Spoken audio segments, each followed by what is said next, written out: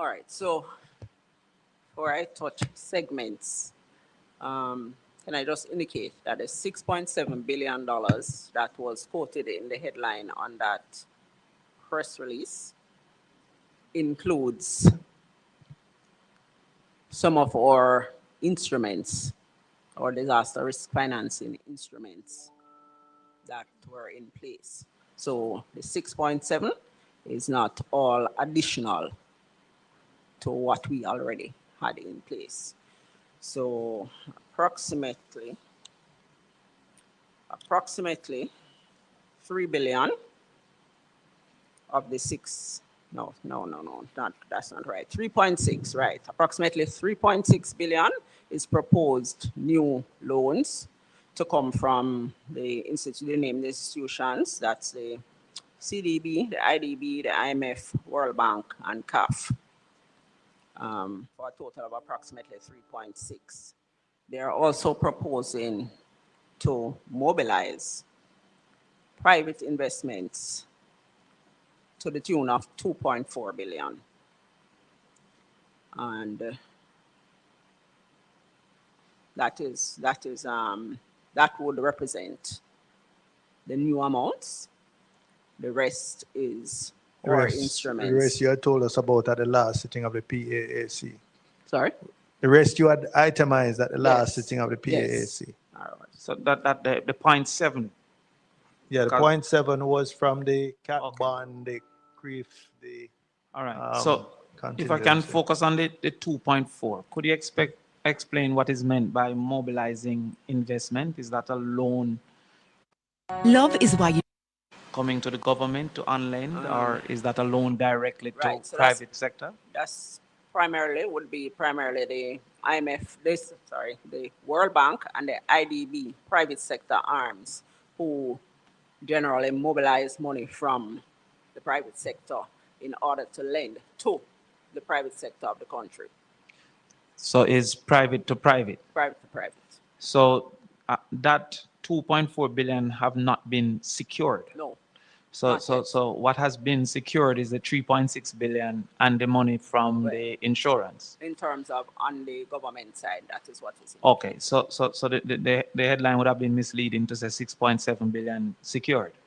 You could say that. Okay, so the 2.4 billion that is to be mobilized, is that dependent on the appetite of the private sector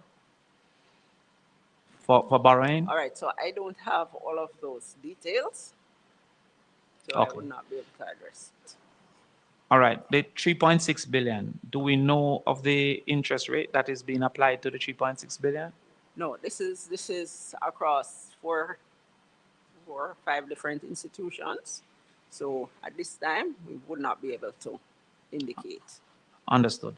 The amount, the Minister of Finance suggested that some funds would have been secured on behalf of the JPS from these funds. Is that so, or am I misunderstood?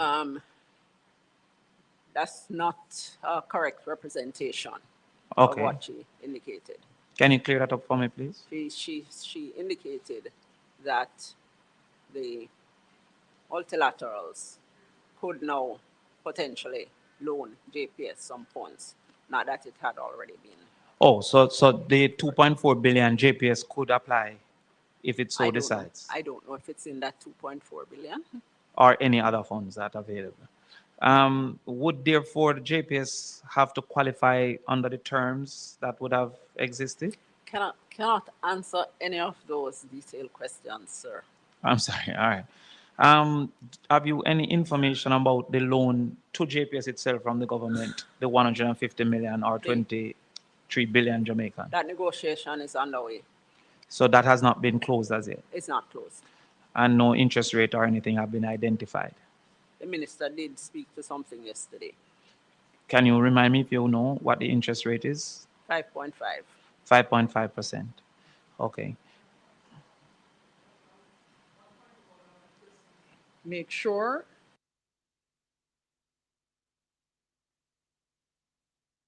Blessed is the man that walketh not in the counsel of the ungodly, nor standeth in the ways of sinners, nor sitteth in the seat of the scornful. But his delight is in the law of the Lord, and in his law do we meditate day and night. For we shall be like trees planted by the rivers of water, that bringeth forth our fruit in our season. Water. Our leaves shall not wither, and whatsoever we do shall prosper. Welcome to the Colin Bell Show for this Monday evening. Make this the 8th day of December. And some people want to call it the 8th day of Christmas. Welcome to Portland Spice TV. We're coming to you live from our studios located in Port Antonio, Portland, Jamaica, right here in the West Indies. Good evening, everyone. Good evening, and welcome. Happy to have you. Yesterday morning, we didn't do Talk Jamaica. This evening, we want to give you as much opportunity to hear your voice. A lot of things on the table. The Paul Buchanan case, the appeal has been denied. As far as we understand, we haven't gotten down into the details of it. But some people were totally misunderstanding the case. It was an appeal, and if Paul had won the appeal, then it would go back to the election court, the election petition court. So it would mean that the Prime Minister would have stepped down today. But it went the other way. It went in favor of Prime Minister Andrew Holness. So we don't know if that is going to be going any further. Right now, to me, it seems done and dusted. Chief Richard Curry of the Accompong Maroon has sent out a video saying to Prime Minister, the Most Honorable Dr. Andrew Holness, that the militarization of Accompong would not be accepted. However, they will accept all the material and all the other stuff that the government had pledged to the Accompong people. We also saw, yes, Honorable Andrew Holness. Most honorable. We also saw where there was a demonstration up there in Accompong where people came out and they were saying that they want the soldiers. And a lot of other things. Yes, people were demonstrating that they want the soldiers to come and do the work. And if the soldiers can't come, the Prime Minister mustn't send anything. I tell you. That is why back in the days of slavery, you had people who did not want to run away because they were comfortable with what was happening on the plantation. So they were willing to stay. And some of them used to march with the English, go look for maroon. But a lot of people don't remember that part of the history. When the English were hunting the maroons, they used to carry the black slaves with them to hunt maroon. Heard a man on a radio station today saying the maroons were always enemy of Jamaica. I am proud to say that my bloodline is from the maroon. All the Osborns up there in Moortown and the Downers, they are my family. So, maroon strong in my blood. I was invited on the Straight Up Show on News Talk 93 FM this morning. So I was a guest on Conrad O'Brien's show. And I came home, listened to the show on YouTube on the Conrad OB, the fireman, on Conrad the OB, the fireman channel at YouTube. And I heard Marlon Morgan telling a blatant lie on me. And even when Obi tried to stop this man was determined to tell a lie. But I have been saying to you all from the other day, and I have used the term recently, that truth and labor rights now have no lot in our part. I also went to over one little channel last night, came in off the road, and I was sitting on my balcony, scrolling through TikTok. And I see one little shaky man, very shaky, having a program, and they were talking some rubbish. So I said, let me go over there. But even when I got over there, my producer was very upset that I went over there. And I understand her vexation of going on that channel. When I went over there, it was about 38 persons watching. And by the time I spent 10, 15 minutes over there, I reached up to about 68. And when I came off and checked him back about 10 minutes after, I was back to 36. Anyway, they were saying that we are misleading people. So when I challenged them to tell me what is it that we have said that is misleading, you would be surprised to hear what they say. Them say, if PNP did win, no hurricane wouldn't come. So I said to them, yes, I said that, and that's my opinion. Them say me I mislead people. So me say, how is that? How me sharing my opinion misleading people? Well, if that is misleading, then the Prime Minister is also misleading the nation. And a lot of other labor rights by saying that if PNP did win, dog would have nyam with supper. Isn't that misleading too? Well, tell you what. I know that I have a right to my opinion. And some fool, boy, your name Samwise, you're so stupid. All him missing put it up. Same disappointed. And me have a new name, people. My name PNP Reject. That's what they love to call me. PNP Reject. Well, I am proud to have offered myself to be the standard bearer. Very proud. What have you offered yourself to do? They also say that I am unpatriotic. But me listen to them, me not challenge them much. Me tell them, say any question them have, me will answer. And I try to press for them to tell me what are the things that we are misleading the people with. The only thing they could say is that me say, if PNP did win, the hurricane would come. Them can't come up with nothing. Nothing. Now, let's go deal with Marlon, the Liard Morgan. You're not getting any sound. It look like you alone now get no sound though. Because everybody else is responding to the things that I am saying. Nice. You don't look like you can't fit you. Oh, little finger. Everybody is responding to what I am saying. So maybe you need to remute.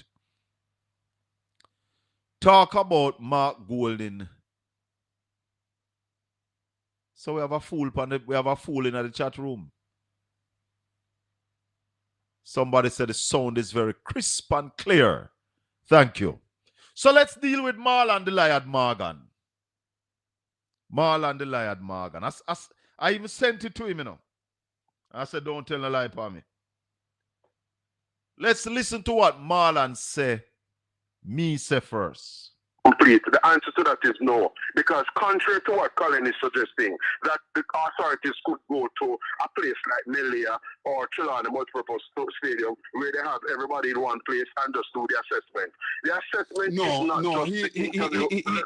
no, but you're spreading forward. No, hold on. I host the program here, Marlon, so you're not going to call and ball brief me. Colin said absolutely nothing of the sort.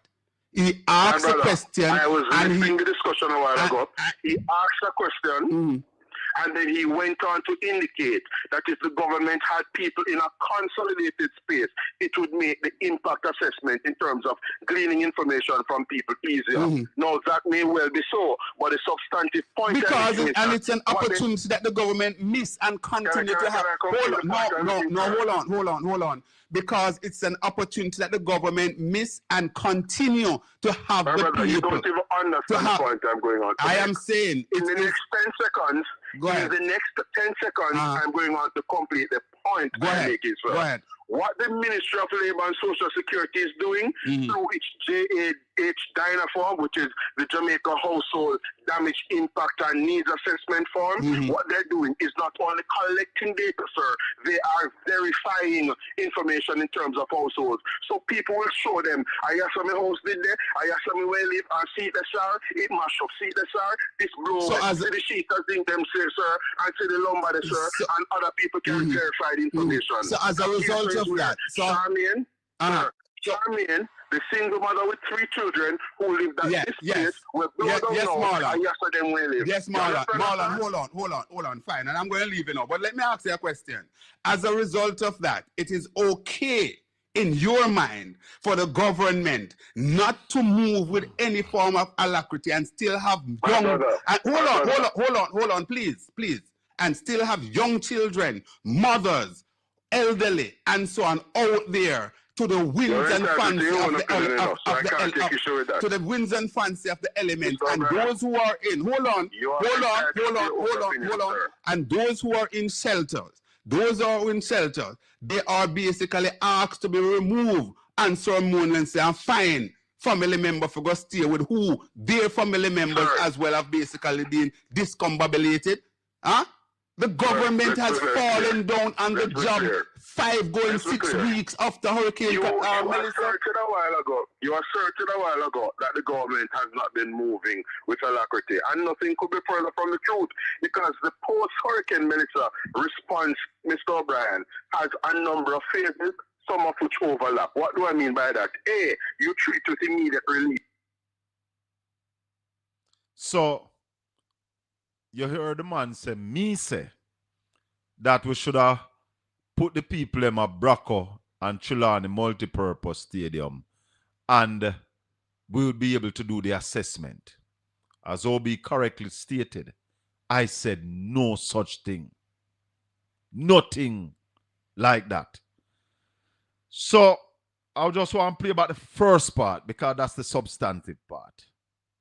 Complete. The answer to that is no, because contrary to what Colin is suggesting, that the authorities could go to a place like Melia or Trelawney Multipurpose Stadium where they have everybody in one place and just do the assessment. The assessment is not just the interview. All right. So I said nothing like that. Here is what I said, both about the Trelawney Multipurpose Stadium. The Malay I hear him talking about, that's what I call Braco Village. That's the original name, right? So I'm going to play what I said in the interview about the stadium and Malaya, and also what I said about the assessment, because I've been telling you here that the government is a joke government. Lack of vision. And to date, as you hear, answer, they have not done the assessment of the people who got damage after 6 weeks. Full rubbish. But listen to what I said. Are going to put in these container houses for temporary now. Put them at the Trelawney Multipurpose Stadium. Put them at Braco and build the house within 2 to 3 months. Because we have to spend to put them in a container house for 2 years. No make no sense. You have to forget them after. Good. So don't do it. Don't waste the money. put them, or you have places can put them. These places that I just mentioned, they are both owned by the government of Jamaica. So those people who are still in shelters will have nowhere to go.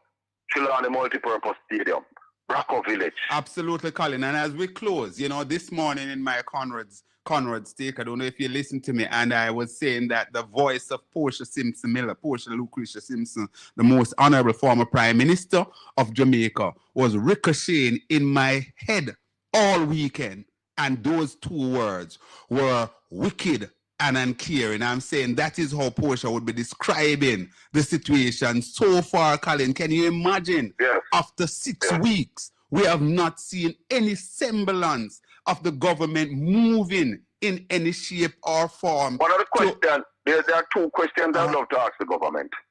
How many people you put shelter over them heads since this thing started? And when I talk about this, the hurricane shelter, I talk about how much people you put a roof over them heads since the hurricane, and how many portable water stations have you set up? Good. Over the last period of time. Absolutely, Colin. And, you know, this morning while driving to Broadcast House here as well, I got a call. And the person said to me that I should shed some light on it. And I may have to talk to the general manager at Mandeville Regional Hospital, Mr. Miller, because we understand that that's one of the hospital that they're saying that the people need to go home and people need to come for them, except it's going to be a police matter. There's one individual, understand, a gentleman who had an amputation. He has a 9-year-old daughter, and his house have been destroyed. I am saying that the government should probably go into the hospitals, do a audit, find out who were there in the hospital that their houses have been damaged, use the resources of the army that they were sending to a compound that Corey is saying that they don't need it, and start the rehabilitation of those houses that can be. Is that a reasonable suggestion, Colin? Very reasonable. The other question we must ask the government: has the data collection been complete? Mm-hmm. Because if the government not complete the data collection yet, it shows again that they are moving very slow. I spoke to some people from Westmoreland last Wednesday, and they told us live on the air that nobody has reached to them yet to collect their data. So, 6 weeks after the hurricane, finish collecting the data, it should be. You see, the government need to understand to use mass labor. Employ 2,000 people, put them in the year, and done collect that in 7 days. 7 days you should take to collect all the data. Or 98% of it should be collected by them. Colin, listen, the situation is still dire. There's a lady, she's listening to me right now. So there you go. You hear what I said about the data collection. It's something that I have been consistent with. I have been saying this from about the 3rd week after the hurricane, that the government should bring the teachers in that are displaced, teachers who teach at schools that have been destroyed or damaged, not open. All those teachers, people from the hotel industry, people from the call centers. And I had used the figure from even then. Put 2,000 people out there. And within 7 days, they could have finished the data collection. Same way. Take pictures, name, number, how many people live in the household, how many under the age of 12, how many over the age of 60, if anybody in there with disability. All that should have been done already. And the fact that that have not been done, Marlon, go sit down. Sit down. Gonna waste people.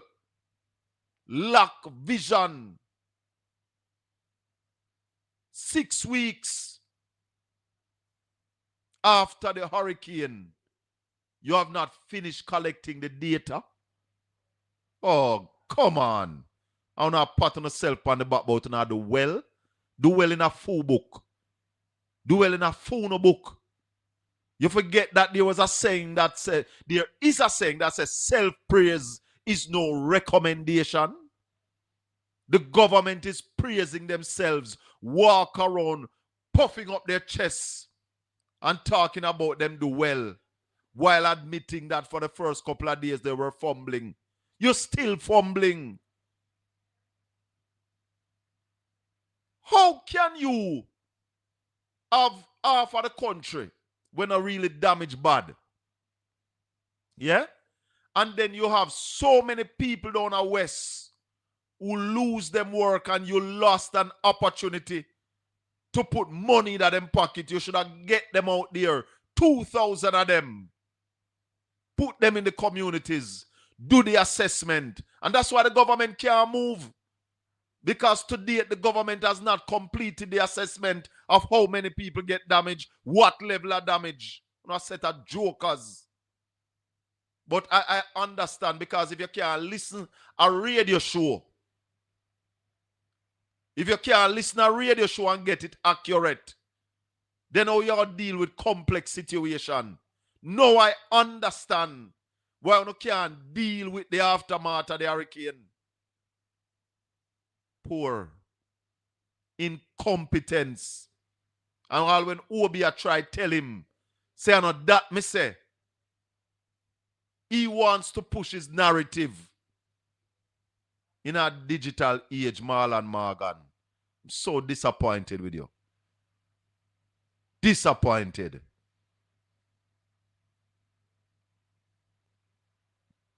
So, you heard it. Him say it. The assessment has not been completed. Me just sorry, Obi never asked him what percent they are. That's why I'm not call me, you know. He might run up and down over Obi, I call me name. Me hear him over Simon Crosskill, I call me name. Call me. Let me ask you some tough questions. Some very simple questions. I want to ask you. Very simple. Why is the assessment not complete? How many water stations have the government put in place since the hurricane? I want to ask you that. How much people want to put roof over them head since the hurricane? You're not ready. And the minute you stop praising yourself and recognize that there are people out there suffering, people with nowhere to live, then you might start do the work. Blowing on your own trumpet. Why don't you make somebody praise, you know? You so want praise till you can't wait for even phone people them for say you not do well. You not ready. You not ready at all. You not ready. You go up on the show and you start say what me say, and the man I tell you say, I know that me say. The man I tell you, you know. I know that the man said no such thing. And you tell the man say you did not listen. Well, you maybe did not listen, but you never hear. Because you don't have enough phone head already. What you don't want to hear. You don't have enough phone head, but people are spread misinformation. I heard you in the Senate on Friday telling lies.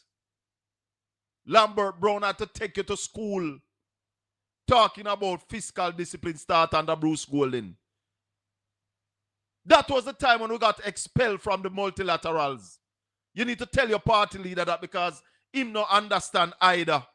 That was the only time we couldn't go to the multilaterals.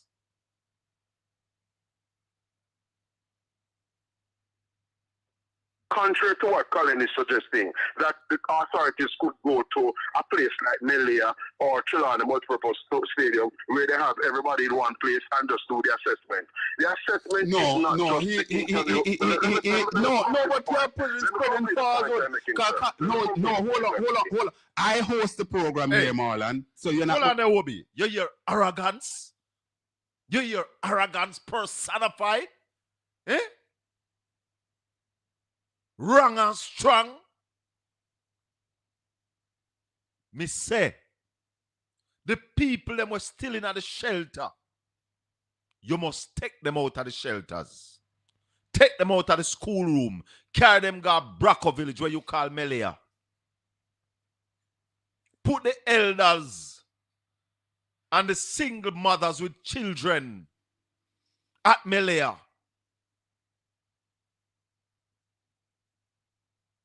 Put the other people them at the Trelawney Multipurpose Stadium.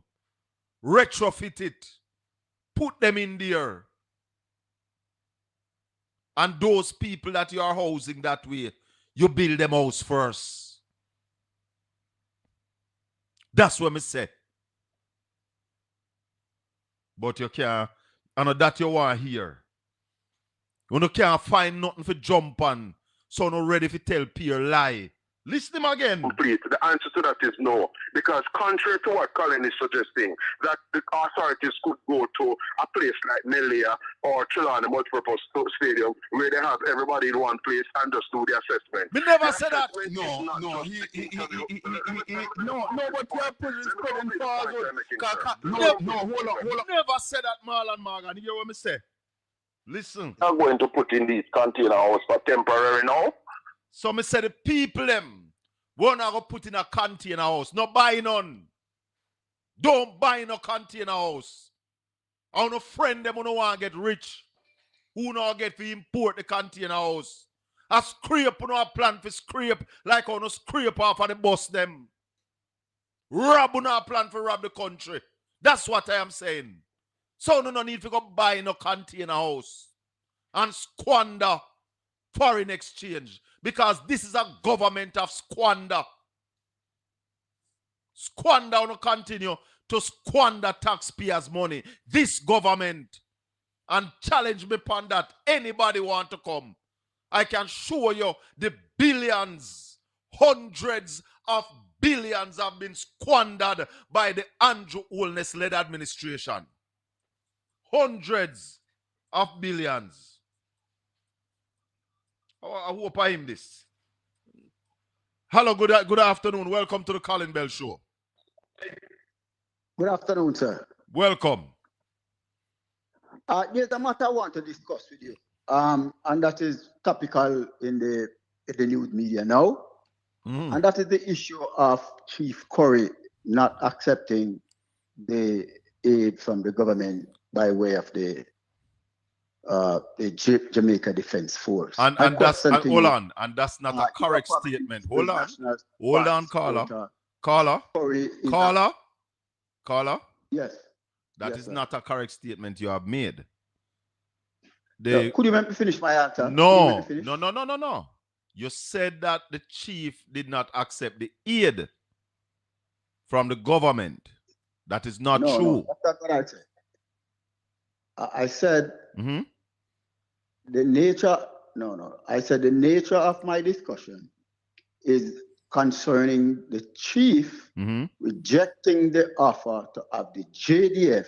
No, that is a correct statement. That's not what you said first. But this now what you said is correct. Yeah, what you are saying now is correct. Yeah, continue. I stand corrected. Yeah. All right.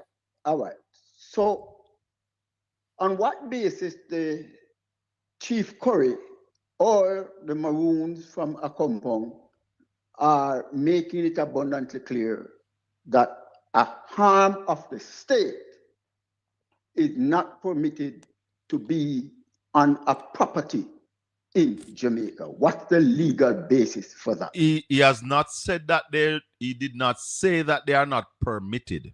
That's not what the chief said.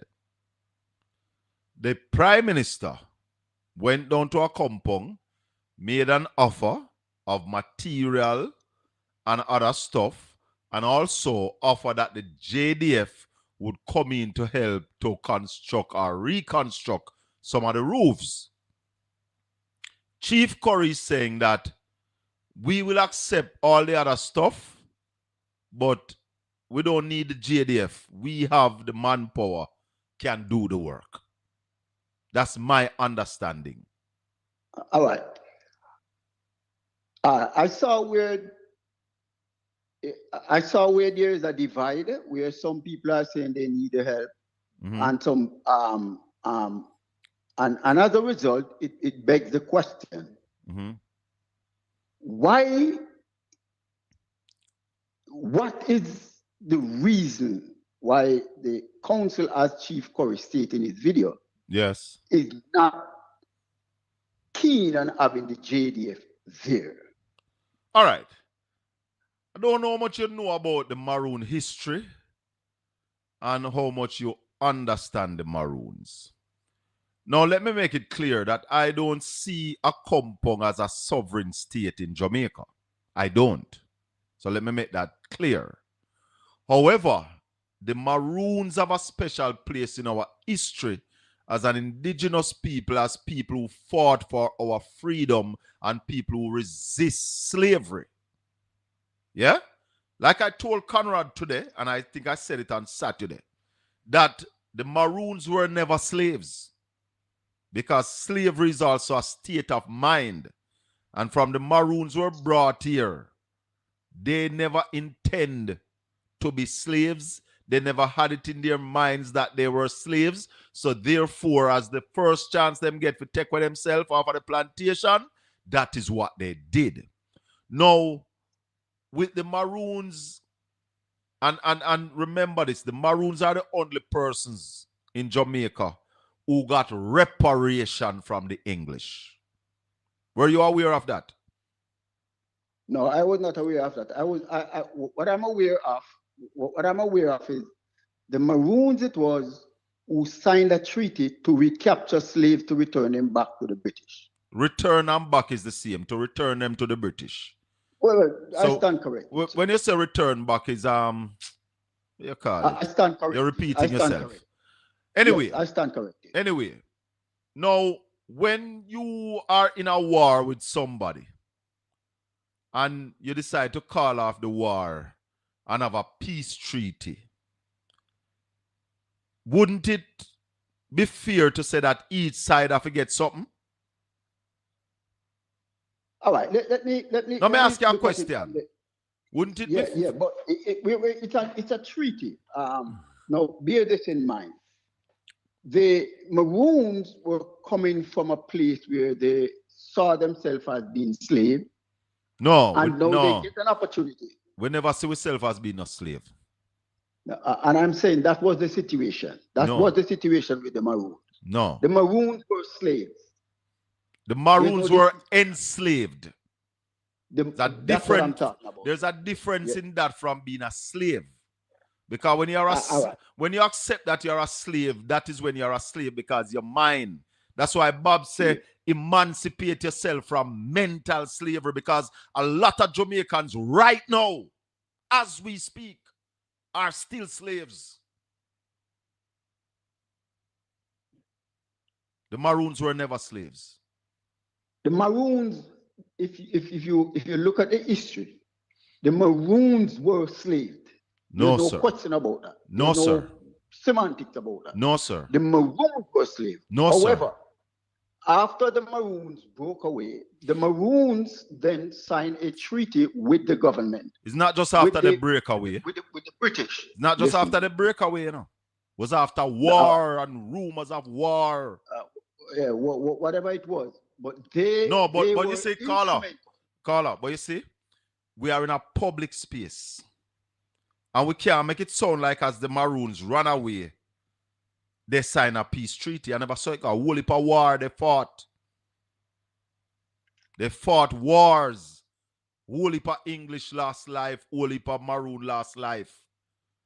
And there was a treaty. In fact, they were treaty down the side when Nanny never agreed. Nanny I said them enough to sign it. And there was I think the last treaty was signed in Breastwork right here in Port Antonio. The long and short of it, the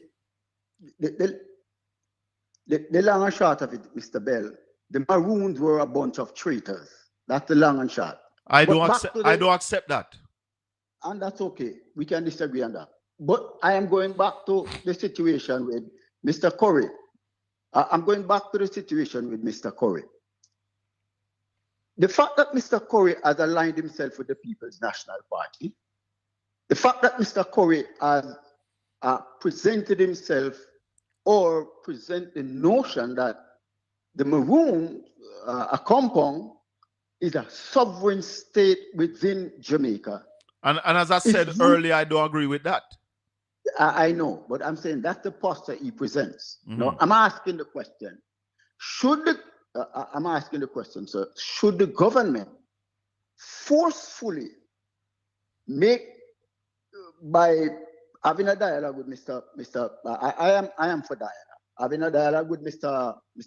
Curry, and let Mr. Curry know that his posture as it relates to him, presenting the image that the Maroons are beyond reach of the Jamaican government. Should the government take action to make Mr. Curry know that the Maroons are a part of Jamaica and the government of Jamaica, they must be subject to the constitution of the government of Jamaica? Are you aware that the Maroons in a compound, the Maroons in Moortown, I'm not sure about Charlestown, that they don't pay taxes, land taxes? Are you aware of that? I understand that. The point I'm making to you, no, man, just slow down, man. So if I am at a position where I am exempt from paying land taxes, property taxes in the country, wouldn't that say to you that I have some autonomy over my area that I don't pay tax for? In other words, hello? The other, yes, I can hardly hear you. You're breaking up sometimes. But the other terminology for what you're saying is they are a sovereign state. No, I am not saying they are a sovereign state. Yeah, but you're saying they don't pay tax to the government. They don't. They're not aligned to the government. No, hold on. Yeah. Just understand me. Me could take time. When I have to go fast. When I'm in a rush. Because this is something that the people need to understand. Maroons, as I said earlier, got reparation from the English. They got land. That treaty that you speak about, the Maroons got land. So the Maroons got something, the English got something. At the end of the war, when the treaty was signed, we are going to stop fighting. I will give you land. This part of the land is yours. Don't come down on my side, come burn down my field no more. And if you see my people them run away, return them. That is in other words, if you see your fellow slaves run away, bring them back. The Maroons were never slaves. And that is what you need to understand first before you understand the Maroons. Sir, I am suggesting to you, the Maroons were subjected to slavery. That's what I said earlier. They were enslaved. Right. Don't if they were subject to slavery, they were slaves. No, listen. If a man force you, stick you up at gunpoint, and make you take cocaine to save your life, would it be fair for somebody to say that you are a coke, you're a drug addict, you're a druggist? Would that be fair? I don't see the correlation here. What I'm saying to you, there were some black. Then let me explain it. There were some black people who were captured in Africa, brought to Jamaica to be slaves. They never accepted the position as slaves, and therefore the first chance them get for runway. In fact, history would have it that Nanny runway off of the ship. Nanny never ever touch a plantation. When the ship came to Jamaica, the history tell you that some of them runway same day. And that's why I'm telling Jamaica that the Maroons were enslaved. They were never slaves. Slavery is a state of mind. And that is why the great Robert Nesta Marley still tells Jamaicans, emancipate yourself from mental slavery. None but ourselves can free our mind, because there are still Jamaicans right now who are slaves. Bossy slave, slave. I want to get back to the point. I want to get back to the point. I'm giving you another minute. Go ahead. I want to get back to the point. Should the government take serious action against Mr. Curry for behaving in such a way as to lead people to believe that the Maroon community is a sovereign community within Jamaica? Did Curry say that in this dispensation? The Prime Minister made an offer and Curry said, I will take X, but I don't want Y. What is wrong with that? So should Huh? So for the people now who are saying they need help, should the government go in and help them? What the government should do, in my view, is give the material, because what Curry said, we have the manpower. What we don't have is the material. So give it the material and we have the manpower to do the work. There are other places in Jamaica right now when a soldier not there help the people them who need help. What Curry is saying, send the soldier them at them place that them not have the manpower, them not have the capacity.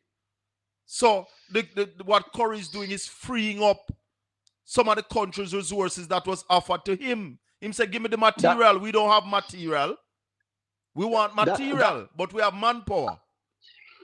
I believe if the government allow, I believe if the government allow Mr. Curry to prosper in that way, the government is setting up a precedent, and Mr. Curry should be held.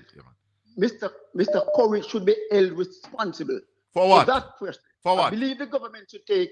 I believe the government should take strong action against Mr. Curry for even suggest that the Jamaica Defense Force is not supposed to be on the premises here. Mr. Curry has no such right. Did Curry say that? Such authority. And did Curry say that? He said, Mr. Curry said. Anyway, we'll take some more, Carl. The video is there. Go back and listen to the video.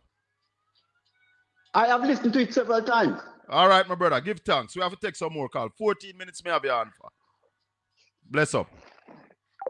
876-804-7072. A whole heap of people been calling. Let me say this. If somebody offer you something and you say, me want the party and me no want the party, I disrespect? Or me have need for this, but me no need that? Go ahead, caller. Colin? Yes, caller, go ahead. Good night to you and your listeners. Yes. This is specifically for the gentleman that just came off the phone. Yeah. Him sound like an elder man, but sir, you were born a free man, and you have willingly locked yourself, your mind and your body in chains. You were born a free man. Release yourself from the bondage that you have placed yourself in. Because if it's up to you, we would have still be asleep up to today. But maybe he is. Did the right thing and hello, hold on. For our freedom. Hello, you know, say man is still slave. Exactly. Your poor parents did the same thing. They got up and they fought for our freedom, and you were born a free man. Why are you willingly enslaving yourself, your mind and your body? You're willingly putting chains on yourself. Yeah. Right? You know who he remind me of? Right here, please. You know who he remind me of? Harriet Tubman husband. Who that? I gave you. Harriet Tubman husband. Talk to me. I'm not sure. Yeah, man. Harriet Tubman. When I gave you 50. Harriet Tubman husband. She left. She escaped and she went and freed herself. Yeah. And then when she came back for him, he said he's not going. Oh, yes. He said, nah, go. He find a new woman and say, nah, go. Him remind me of that man. And there are so many of us today that have that same mentality. And that is why we're in the position that we're in. Yeah, and thank God, our foreparents had the balls to get up and fight to free us. Can you imagine this man was born free and him continue to enslave him own self? Caller. Him at the same type. Hold on. Run go tell the Macra master them say the people them try to escape. There's a thing that I have been saying here for quite some time. That if we were if we were enslaved today, we would never be free. We would never be We free would because of never people like him be and the free. mentality, in mindset we have. He willingly lock up himself in a chain and want everybody to chain up themselves with him. Yeah, and when man. people start to free them own self, they have a problem. If they were the ones who were supposed to free we, would have they in a chain, seeing we across this the sea. The last time I People like planned, them. the last time I planned to go down our west go help some people, Carla. When I spoke to Miranda said, Colin, we don't want no food. We want water, solar light, and tarpaulin. I disrespect that? No. She said we don't want no the- food. the- And the food No, we want. the food aspect So of what- it is done. What Corey is saying that we don't want manpower. We want material. We have the manpower Colin, here to do the work. Any well-thinking Jamaican would have known that the Maroons are self-sufficient people. They are self-sufficient people. But this man, I don't know what his mental state is or what his thinking is, but it's obvious that he's still a slave. Later. It's obvious that he's still a slave. Thanks, Carla. Good night. Blessings. Emancipate yourself from mental slavery. None but ourselves can free our mind. Have no... Chris. Where are you, Colin? You know, you have some man, you know. We live at house with them woman. And then call next man to come chop up wood to make them fire. To make fire for the woman cook, you know. Me say, Chris, Colin. you have some man will live a yard with the woman. And then call next man from out the door to come chop up wood to make fire for the woman cook. Talk to me, Chris.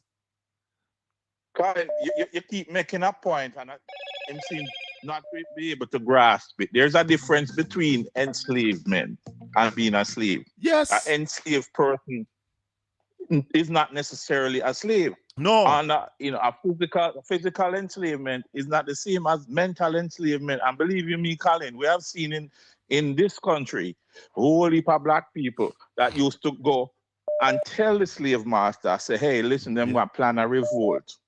Yes, so man. a lot of these things were squashed even before they started because you have the house slave who always rat out the field slave, as Malcolm X said. I give you a joke, Chris. I used to work for a company named Wilson's Enterprise, Satcom Cable. A lot of people would know it.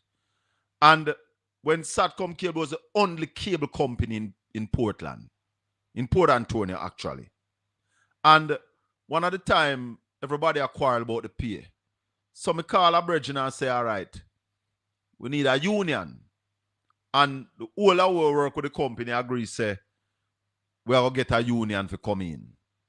And the morning when the union to come, the boss call we up, you know, and ask about it. You know what happened, Steve? One of the workers go squeeze and tell the boss, you know.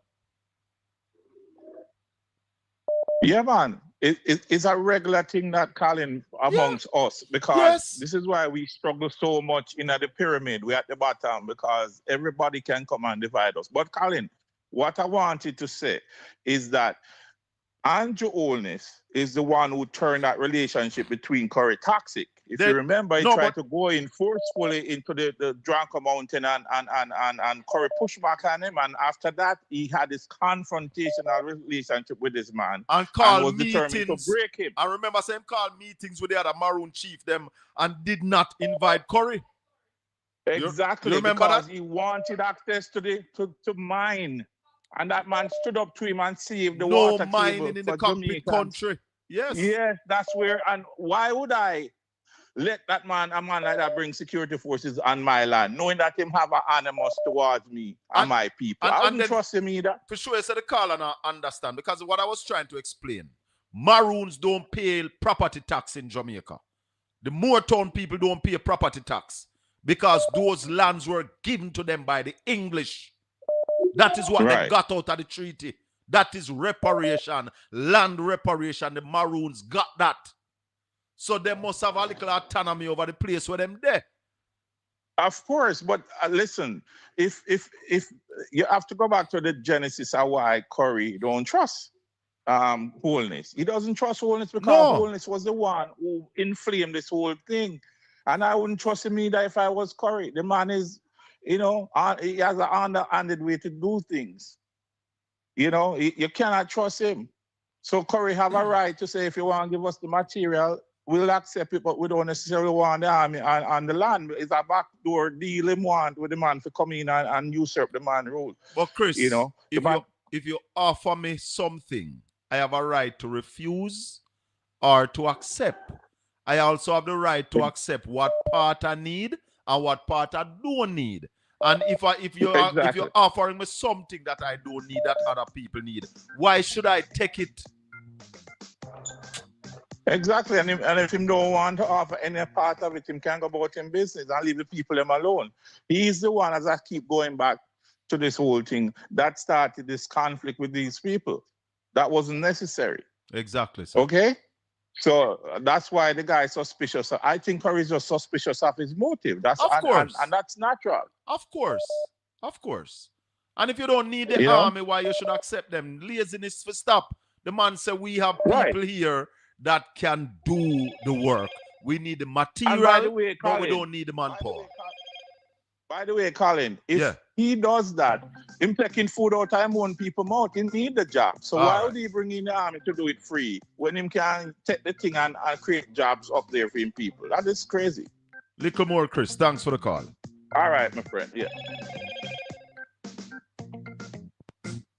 876-804-7072. Good evening. Hey, Colin, evening. Marshy. Yes, evening. Yes, sir. Tell me something. The Maroon land, don't have the British give them? Hold on, Marshy. 876-804-7072. Good evening. Yes, good evening, Colin. All the line are coming back to you. Marshy. Yes. The Maroons got their lands from the English, and that is why they do not pay property taxes. Exactly. But the quick question I want to ask you, can Andrew Holness send in him and them go and take away those land? Yes, him can send them. Badness. But what will the British do? Well, that would be yet to see. Well, that's what I like to see that. Now, the caller before the last caller. Yes. Let me tell you, if you have the domino in your hand and you refuse to play the domino, you take pass. You know what them call it, sir? Compulsory pass. Yes. And you have the domino in your hand and people around the board are watching and say, see, have the domino they play that you refuse to play, you take compulsory pass. So you are cool the game. Right. So the caller we are talking to a while ago, you can know it's a labor right. Nothing wrong being a labor right. But no, I don't know if I'm a labor right. No, for you to be a good labor right, you have to be a dunce. And that's why it's compulsory dunce, you call it. Because when you point out the thing to him can't see it. Compulsory dunce. Him don't want to see it, brother. Yeah, him don't want to see it. Thank you, Marshy. Good. 876-804-7072. Welcome to the Colin Bell Show, where we speak the truth, the whole truth, and nothing but the truth. So help us, God. Talk to me. Yes, sir. Yes. I just want to point out a thing about the tax situation people are referred to. The Maroons are not paying taxes because they are not subjects. They are not subjects of the crown. Hold on there, caller. Hold on. Hello, good evening. Welcome to the Colin Bell Show. Big up yourself, Colin. Hold on. May I come back to you? Yes, brother. Go ahead. Continue. Yeah, they are not subjects of the crown. Andrew Holness is a subject of the crown. We, by default, are subjects of the crown. They are not subjects of the crown. So certain things don't apply to them. It only applies to the people that are subjects of the crown. The Maroon colonels, you see, have standing. The Maroon colonels have standing. And that's why Andrew Holness met with some of them and did not invite Curry. The Maroon colonels are voted for. They are elected by the Maroon people. Yeah, and Mr. Curry is not making decisions by himself. He's not that type of party. But, people feel like they are subjected to the things we are subjected to. They are not, because they are not under the crown. We are. We have a king. They don't have a king. Somebody is saying that the Maroon is like the native Indians in Canada and also America. I don't I don't know about that, but we know the situation in Jamaica.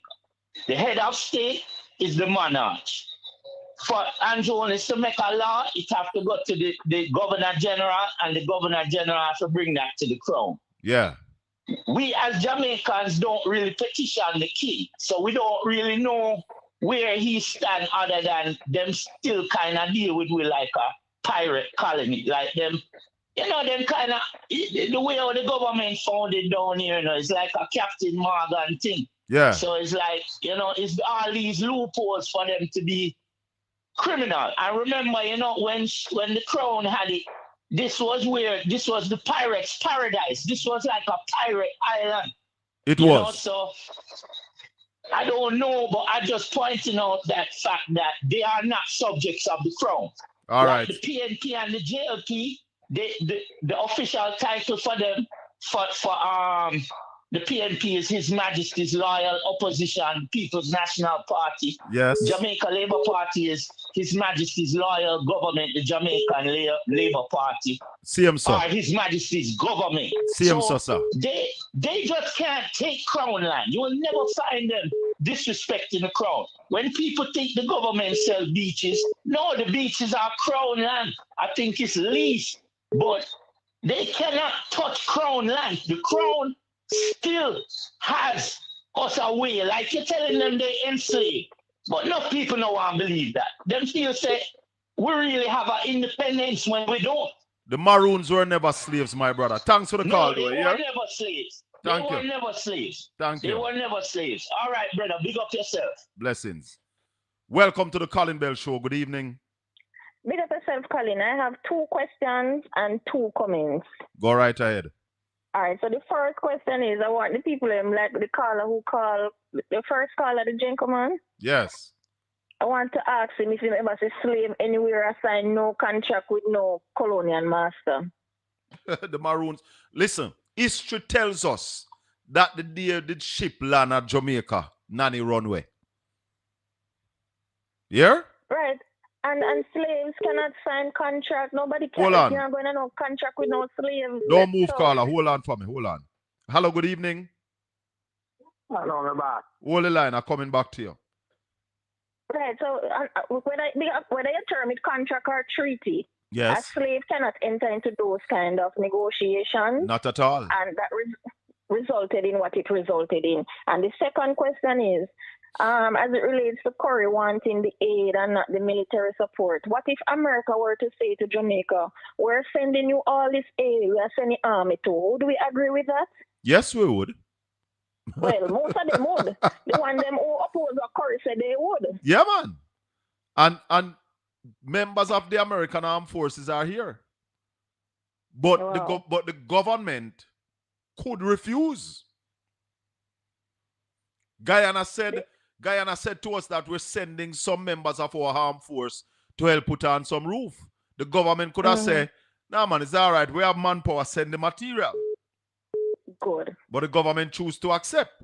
So Curry is saying to the government, send the army somewhere else. We have manpower up here, send the material, come, we accept the material, and we put on the roofs. Right, but at the end of the day, my point is this. If we find, so for example, America wants to invade or take over Jamaica, and now we find ourselves in this position where we need assistance, we would tell them send the aid and keep the military. That is right. We would do that. All right, because we don't caller. want them to take us over. And the comment that I have is this. The Maroons, for the people who are not so sure, the Maroons are recognized worldwide as people with rights to govern their own internal affairs. That is my point 1. And point 2, the Maroons were granted specific parcels of land for their exclusive use. Thank you. Yes. And I believe those are words from the treaty, or you can find them in the treaty if you look. I People think so just too. need to Google these things. Yeah, man. All right. All right, Thank big you. up Yeah? yourself. Blessings. Hello, good evening. Welcome to the Colin Bell Show. We're live. Thanks for Virgin. Yeah, man. Talk to me. I agree with Mr. Corey, you know. Yes, man. Yeah, Andrew, I try to move in. Like, Andrew, want to take away the Maroon them land. Yeah, man. A style him I use. I go bring in the military if I go spy upon the man them, see what is going on up there what they're doing, see which part of the weed are plant. As the caller say a while ago, the lands are for specific use by the Maroons. Hold on for me. Hello, good evening. Welcome to the Colin Bell Show. Hi, sir. How are you doing? Hold the line, I'm coming back to you. Yes, my brethren. Yeah, so any government, any government of Jamaica, I'm going to disturb the people, them land, a war, that's it. They must stir up. Yeah, man. You see, long time Andrew want get in a hand up a compound there because him not like Curry. Him don't like Curry. And as you hear the first caller say, Curry has aligned himself with the PNP. There are two sides in Jamaica, the PNP and the GLP. And if the PNP ignore you and shun you, then which part else you are lead to? I hear my talk, I take a big government, I mean my labor right. Well, me not class him as the labor right, but all I'm saying is that the fact that him say Curry align himself with the PNP, it is within Curry's right to align himself with whichever party. That's why the court threw out the interdiction that them had against Andre Dixon. Because the man run for PNP, them want interdict him. No go so. Freedom to choose your political side. Freedom of speech. Freedom of association. Yeah, but I'll tell you something. If I wasn't for the Maroon Jamaica, I wouldn't free. You better know. Know that. You better know that. Yeah, but you're saying to them, tell Marcus Garvey for rice and peas. What you mean? What you mean? Well, them set up the people who are coward, how fight to them right. You can see it and manifest right, you know. Them are them people who are fight against the Maroon. Them are the slave one, them take anything. Yeah, man. Yeah, man. All right, this government has slave them, and them not see. That's why Bob sing the song, man. You hear Bob say? Emancipate yourself from mental slavery. That is when you become a slave, When in your mind, you accept it. When in your mind, you conform to it.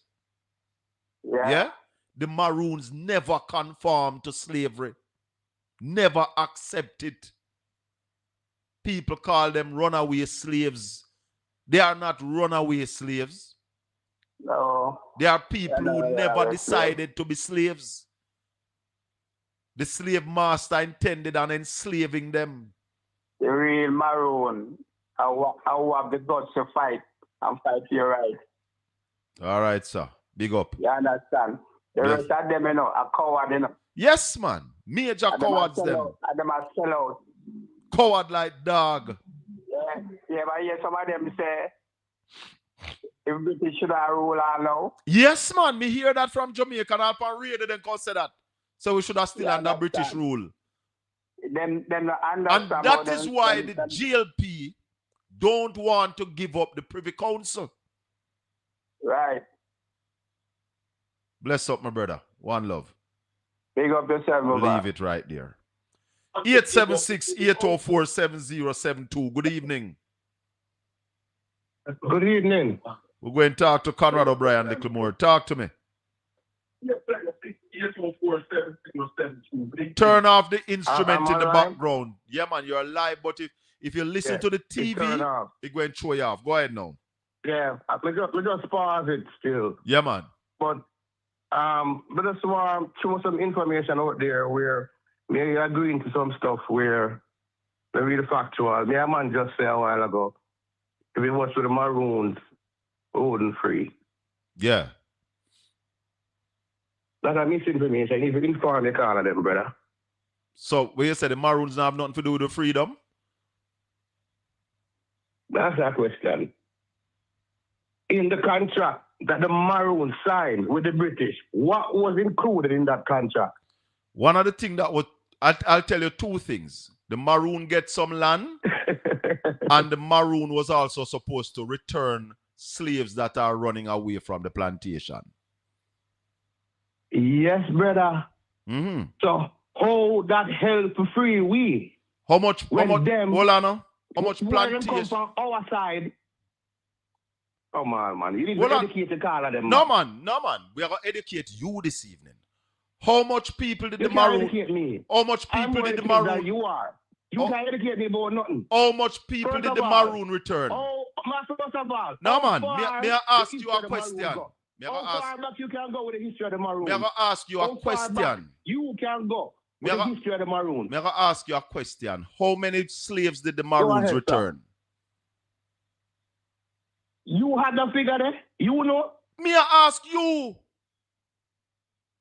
Because that's where you All come. right, That is what you come. You ever hear about the Taki Rebellion? Me You ever say. hear about the Taki Rebellion? Yes. I don't have that figure, and you need to have that figure, so the question is moot. Mute to you. Moot to us. Give me the figure. Let me have the figure. Let's hear the figure. 12. The figure.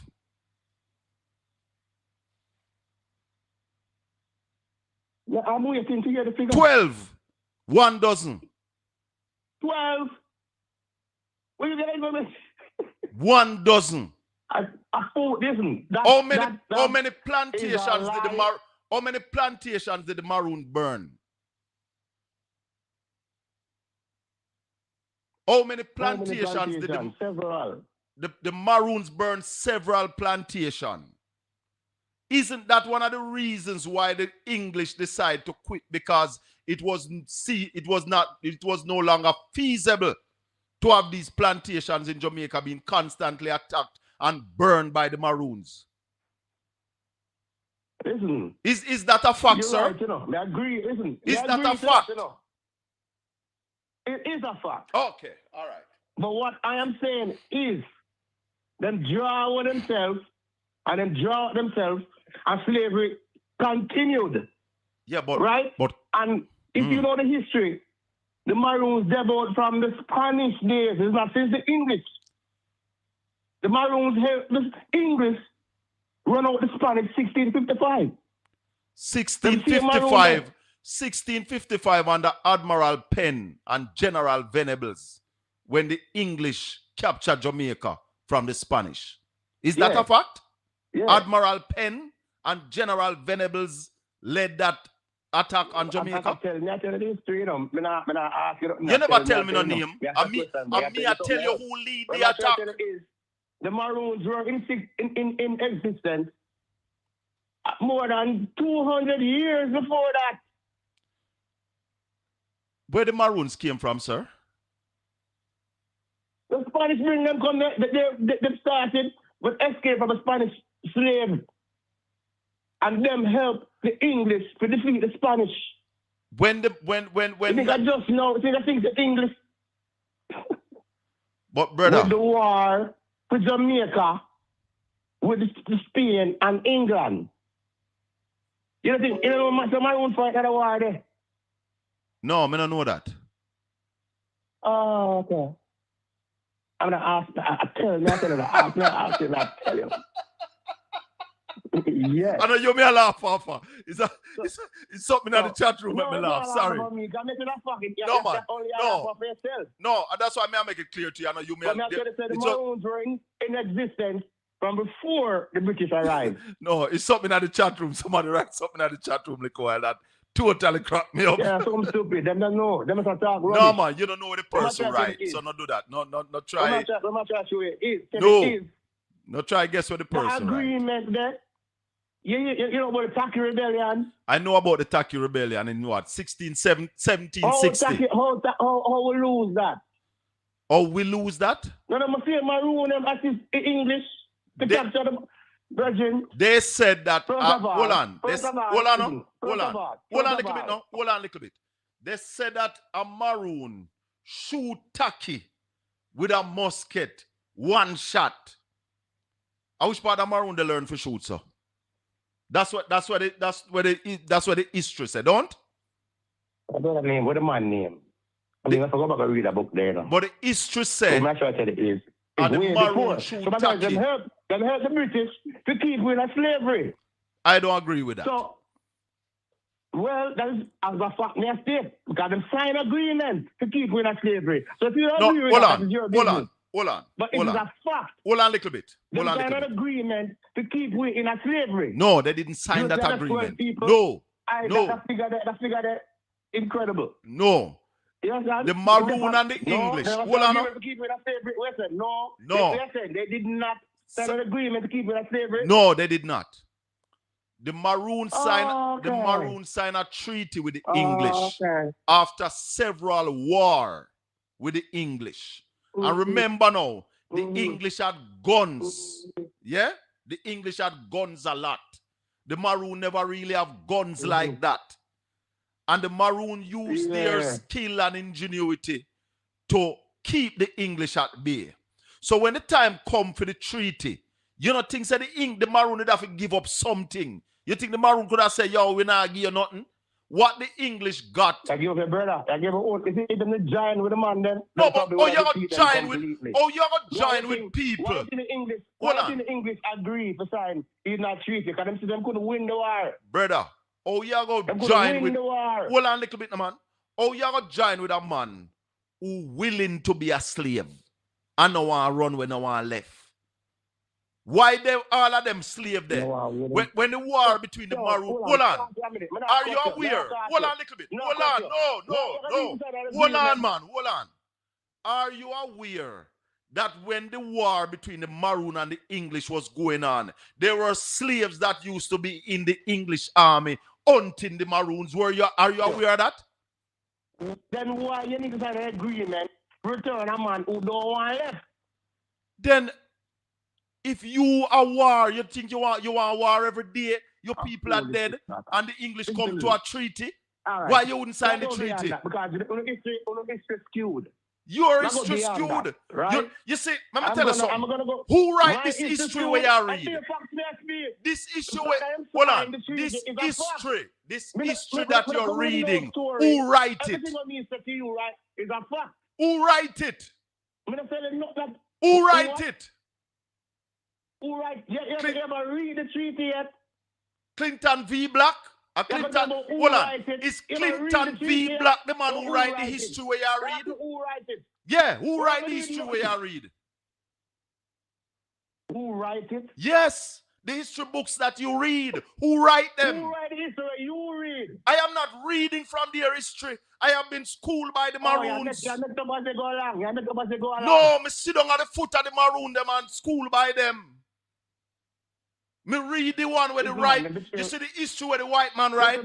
Me read that too. Them own people, them go through the same thing. We'll see them go through. Brother, I'm tell you. Betray them. Let me tell you something. I never want to go further than that because I'm never discuss on board. Right now, me, because of something with me studied years ago. So I have all of the facts of the memory. But let's go back to the present day. Let's come forward to present day, right? Yeah. You have what the Maroon town where talk about Curry? Up a compound. Yeah. So you're saying is that the JDF and the government do have no authority. Never said that, sir.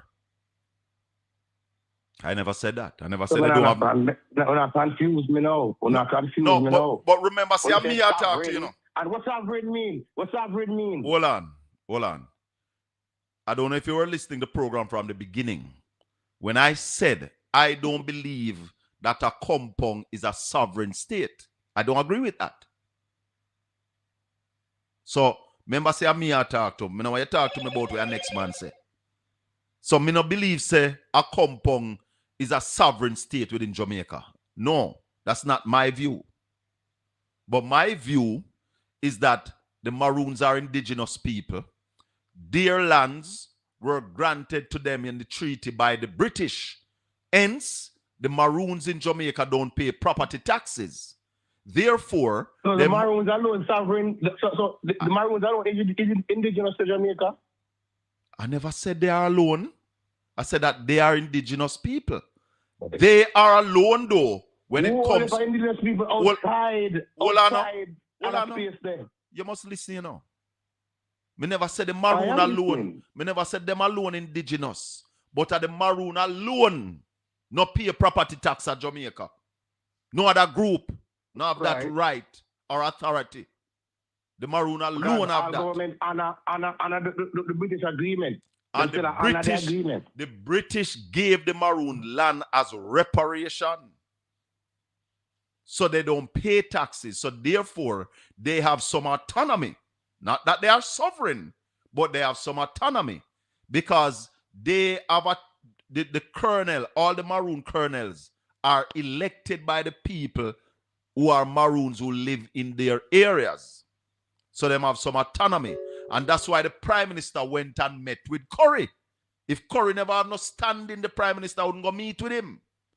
So when the Prime Minister went and make him an offer, Curry is saying to the Prime Minister, out of your offer, we will take X, Y, and Z, but we don't want B. What wrong with that?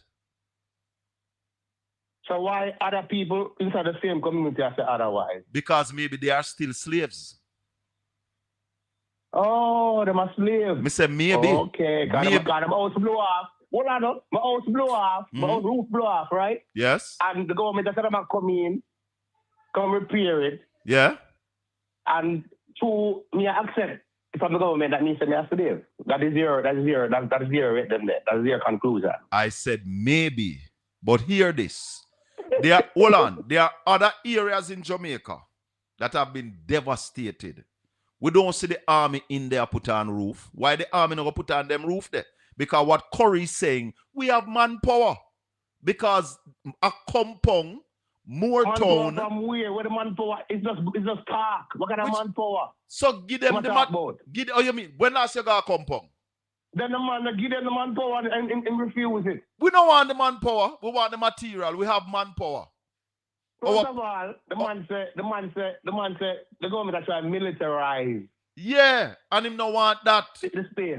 There's no need for that. So Master Question, define militarize.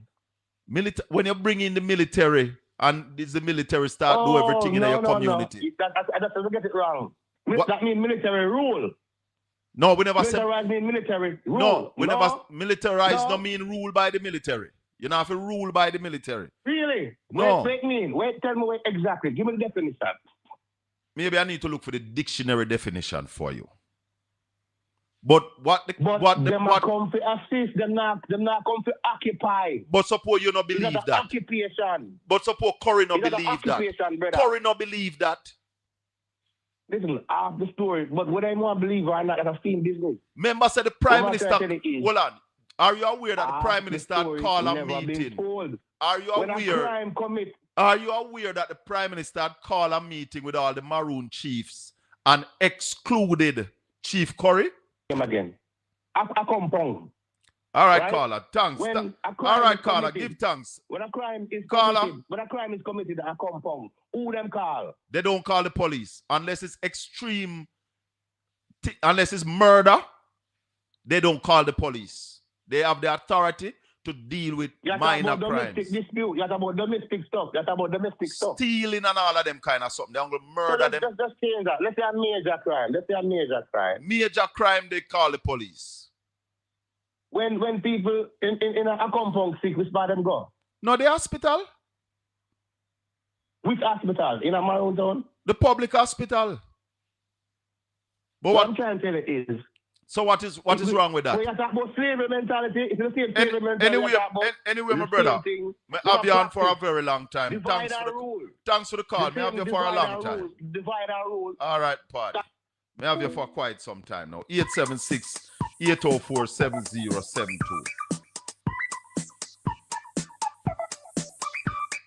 Yes, caller. Good evening. Mr. Bell? Yes, Good sir. Evening, sir. Good evening and welcome. A very lively and engaging topic, sir. Yes. Love it. I just want, and listener, thank you for reminding us that some black men were in the British Army hunting. Yeah, man, they carried the slaves with them. The same thing happened in America too, where many of the bounty hunters in those days catching the runaway slaves were black. Yes, man. And so I just want to ask you a few things that strike me. Now, and I'm just trying to be factual. Unlike you, sir, I wasn't, enabled to sit at the feet of the Maroons, I like a Kingstonian guy. All right. Anyways, I gather information here and there. I too read Clinton v. Black's History of Jamaica. Yeah, man. And I grew up in an era when there wasn't anything else but that. There you go. Yes. All right. Now we're in a different age and we have different bits of information that we try to put together to have a understanding of what took place since all of us weren't there. You will agree with me.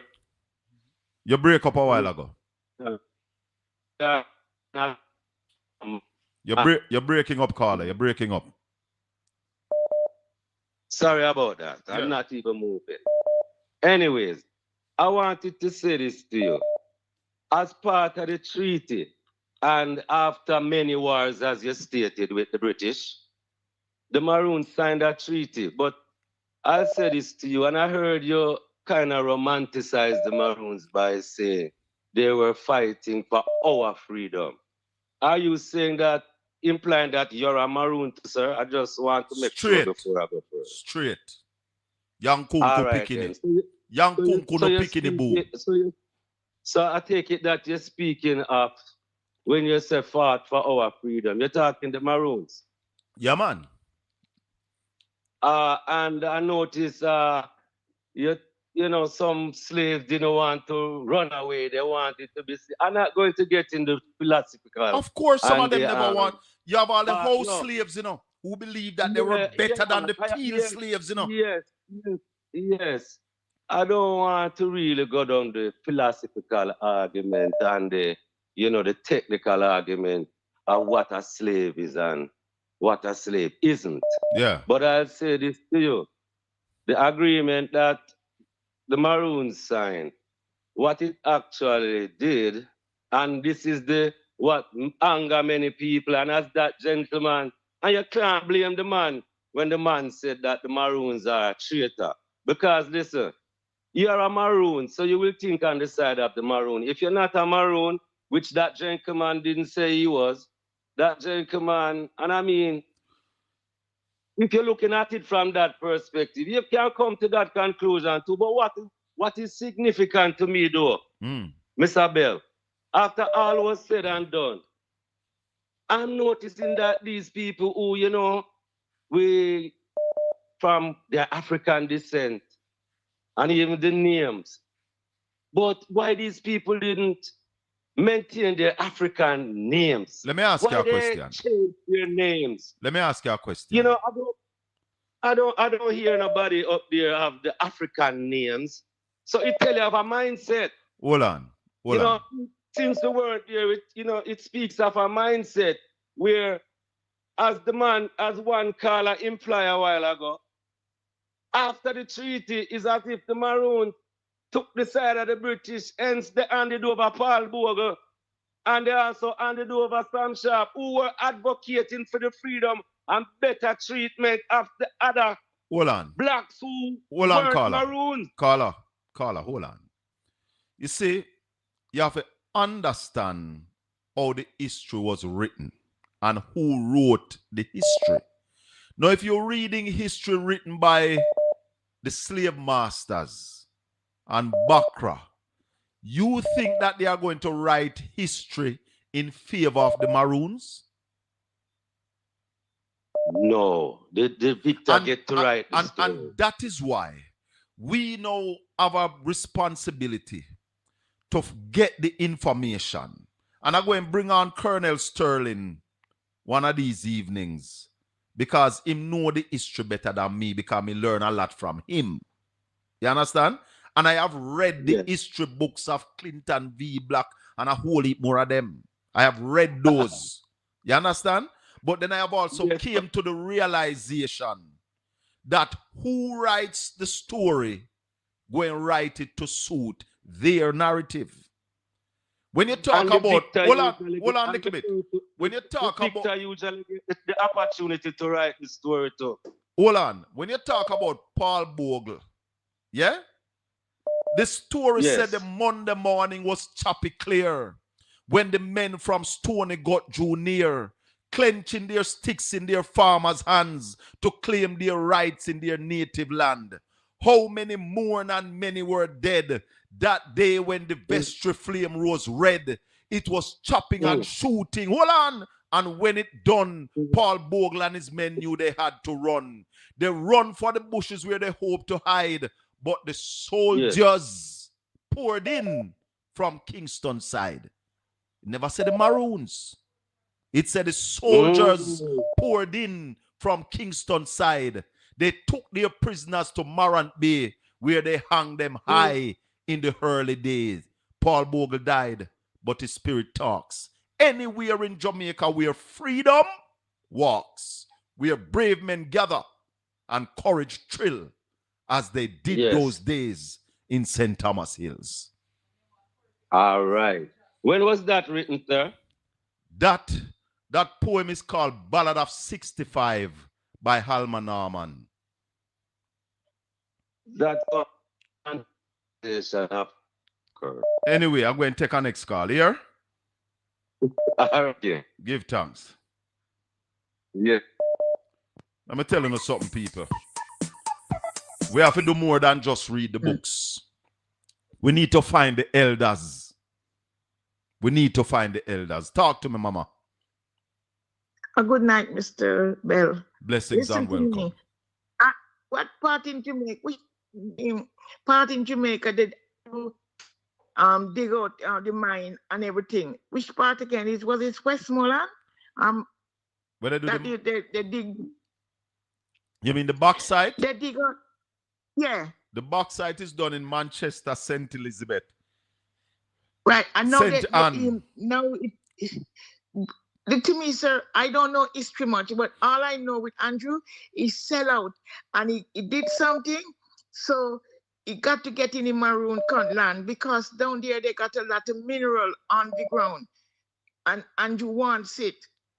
Andrew, why don't Andrew go and help with 6 parishes that get hit by the But Carla, it's simply what Corey is saying. We have manpower up here in a compound. Give us the material and we can put back the roofs. Well, listen to me. As I say, the Trojan horse, right? Andrew wants to send in the Trojan horse there to overthrow the Maroons to do what he wants with the land. Go in there and dig up and find the gold and the mineral, whatever down in the ground. Andrew wants what in the ground. Andrew don't care about the people. Andrew don't care about no black man or what. Andrew just sell out. Andrew will sell his own soul. That's what he did to get where we want. I don't know if he is a sellout, but that's your opinion. And let me just state it clear. That's the caller's opinion. That is my opinion. Yes. Andrew sell out. Right? Andrew is not nice. He's devious like a 2-headed snake. You hear me? Andrew know what he's doing. Andrew is there because he make an agreement with who he wants. Why don't he go in the 6 parishes that get hit with the soldiers and the police and help the bill? Why go to the Maroon land? Why? Andrew's a snake, a double-headed snake. I wouldn't trust Andrew just to look at him. I think the snake would come to bite me. All right. Look at him. All right. Anyway, Andrew's a sellout. That's all. Don't accept Andrew. But he's going to go in, though. He's going to go in with the force. All right. Watch and see. All right, caller. Thank you. 876-804-7072. I definitely going to engage Colonel Worrell Sterling, who understand the whole thing about the Maroon. Because you see, there are some things that we must remember, When the white man write the history, him going write the history for the white man look good. And that are the first thing where Jamaicans must start look on and understand who write the books that you read. Marie. Good night. Boy, Colin, I love this, Giovanni. Colin, you're saying the right thing. What people don't understand, the victors always write the story. You understand me? And the thing about it is that what people need to know, it was about 1,000. Just Google my best friend. It's about 1,000 Maroons who beat off about 10,000 people with their musket and them gunpowder and them thing, Colin. There you go. The Maroons never have guns a lot. The white men, and what the English had guns a lot. And another thing too, Colin, listen to this. Everybody know when there is a war and it's a ceasefire, you have to give up things. In World War II or World War I, or you think England lose a lot of them territory, the Virgin Island and all of them thing there. Because when America going out, America, if I run out of war, we just a secret with Colin, just for history, just for context sake. When America did a sell arms, America never going out of war full-fledged, till them bomb Hiroshima. But you want now, England did owe America and couldn't pay them. So America realizing the value of land. So we want the land, we want the territory. I lie, may I tell? No, you're not telling lie. And that's how it is. The Maroons were not in a strength. Yeah, them have strength. Them have beat them. Them have burned down the plantation and the planters them. The planters them initiate the peace in our way too. Because them say even couple governors come and want to take over with a bad man thing. Because I read somewhere them say, when look we make black people. That's a paraphrase, a rule no. And so the planters them get mad because they were losing. Of course. They were losing. Because them couldn't manage these black people. It never no longer feasible to have the plantations being attacked. Yeah, the people them say, look, we negotiate a kind of peace with them and you come mash up the thing. You understand me? So a lot of the planters, they wanted the peace because, and the part about, I think this is the part that rubbed us black people wrong when them said that they made a treaty to say to return runaways back to the plantation. In anything, you have to give up something to get something. But you know what, Marie? When the Maroons used to burn down these plantations, they used to free a lot of slaves. Yes. Why they're not talking about that? How many slaves were freed by the Maroon when they attacked these plantations? Exactly. And Colin, you know what happened to?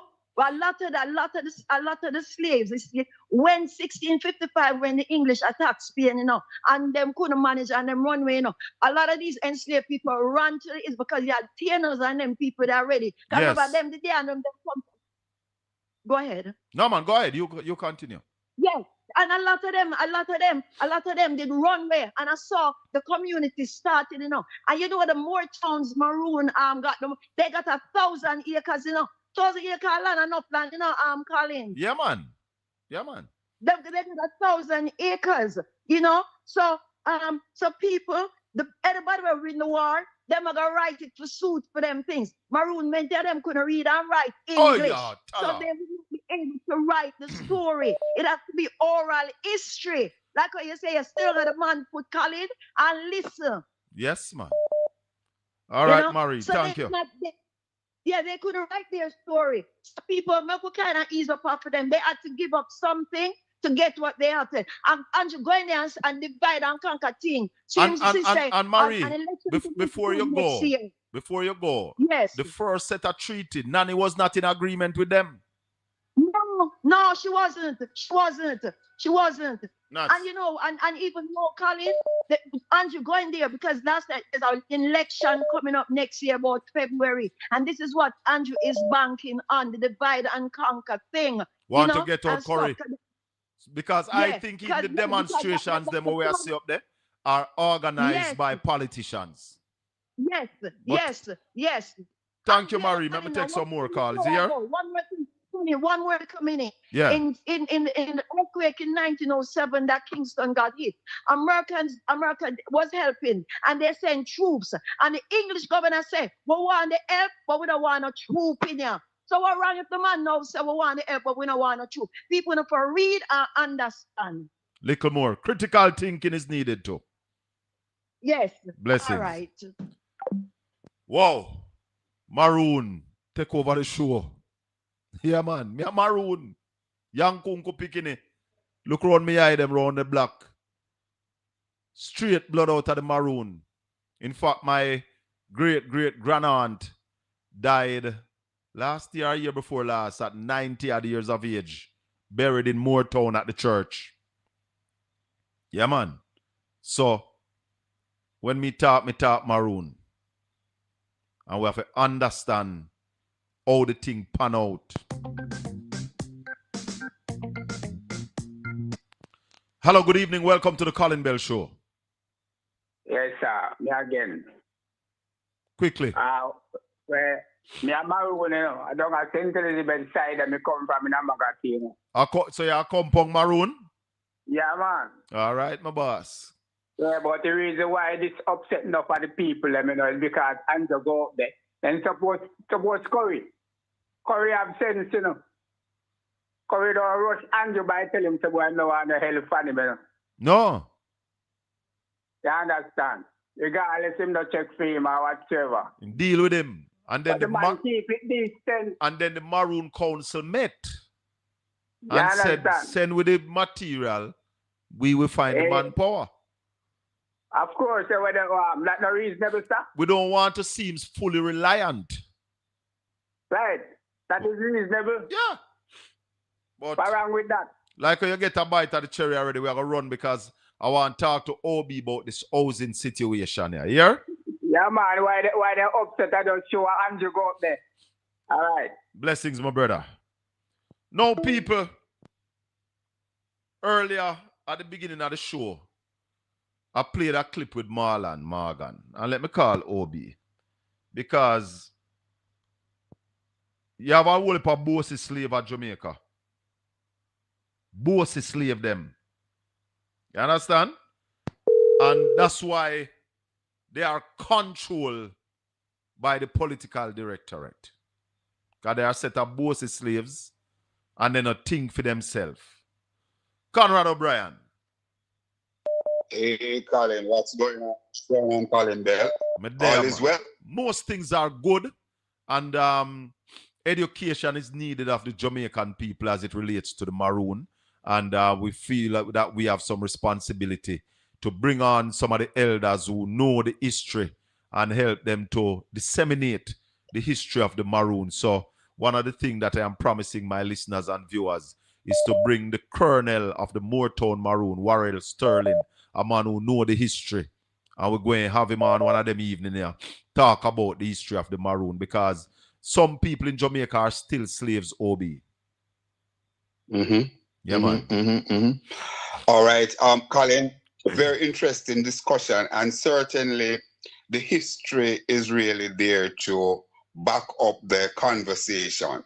Colin, I start off by just reading something here from Patricia. She is the person who ran for the PNP down there, that take in the Maroon area there, a compound. And it reads us, the chief said he will use his people to do repair. Argument done. He made a mistake by accepting their invitation because we know their plan was to use the visit to create a divide and rule and disguise, right? So that are some of the things that is coming from Patricia there. And indeed, Colin, when you flesh through the whole thing, it seems as if she is onto something. But I also want to just say this, Colin, as it relates to the whole Maroon episode and with Chief Curry. And I want our listeners and viewers to tell me if I'm making sense here, if I'm onto anything. Colin, I believe that the PM, the Prime Minister, and by extension the government of Jamaica, should be congratulating Chief Curry right now rather than vilifying him. And I tell you why I said, Colin. Chief Curry, in his wisdom, recognized that they have the requisite manpower that they can fix what they have there. All they need is the material and the help, that's said, but avoid which is the vibe of the army personnel coming. Colin, there are a number of other communities in Jamaica that cannot boast and say the same thing as Chief Curry is saying. So I believe that what Chief Curry did is to basically free up those expertise and those manpower that to the go somewhere army else. will be bringing in there to go somewhere else. So I believe that congratulations should be in order. And let me be the first to offer that congratulations to Chief Curry. Oh, very, very well thought out. And sometimes, Colin, sometimes when you're in a meeting, and that's why somebody said, listen, even before they make certain decisions, they say, let me sleep on it first.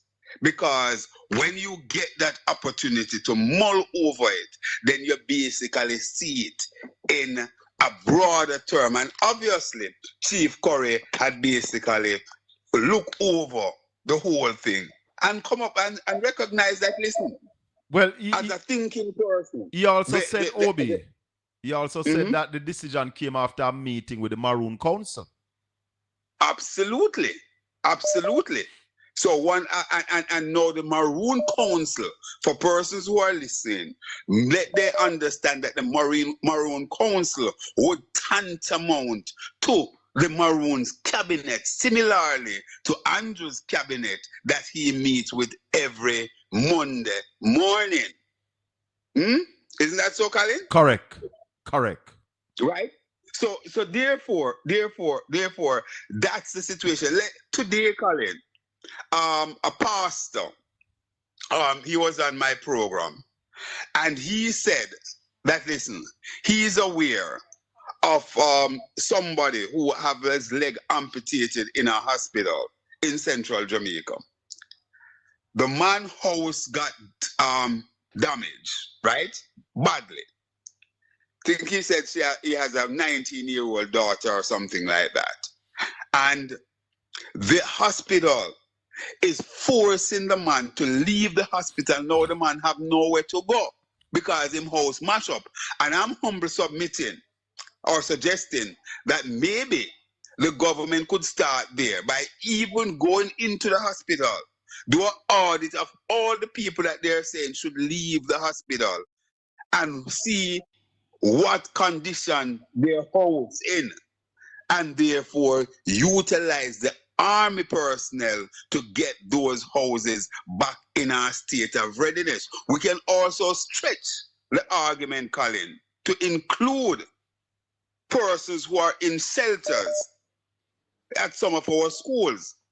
That they're saying that, listen, they need the schools to start back. And indeed, we want the teaching and learning process to begin in earnest. But it can't be that you're moving those people out and throw them out on the street. And what Desmond McKenzie put forward as a solution, as I said to Marlon Morgan today, it's not a solution. To tell the people them say, boy, they must go try and look one house for rent, and they will help if it's reasonable. Which part of the houses them in them area where rent, Colin? Where are those houses? I don't know. It don't make any sense. So the fact of the matter, Colin, is that one could say that the government seems as if they are caught with their pants down. And I'm going to say this ad nauseum, over and over and over again. This problem started, Colin Bell, viewers and listeners, the week before the hurricane at that parliamentary sitting, when the Speaker of the House literally shut down the parliament and shut down the opposition, so that discussion that should have taken place for Jamaica to be put in a state of readiness, it didn't happen, Colin. You see, Obi, the government, with their short-sightedness and their politicization of every incident is what caused this, because it was pure politics that they were playing. And that politics is what stopped them from allowing pertinent questions to be asked. Sorry. Questions that could have helped to ensure that the planning went well. Absolutely, Colin. And what happened? It backfired. But it's just a pity. It's really a shame.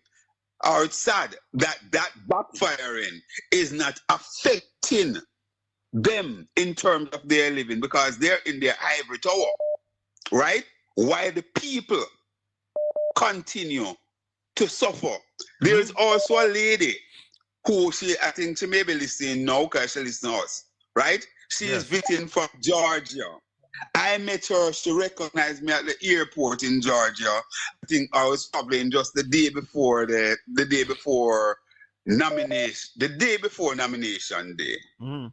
All right, and she come down. I think her daughter is a medical professional, and they're here in Jamaica with stuff.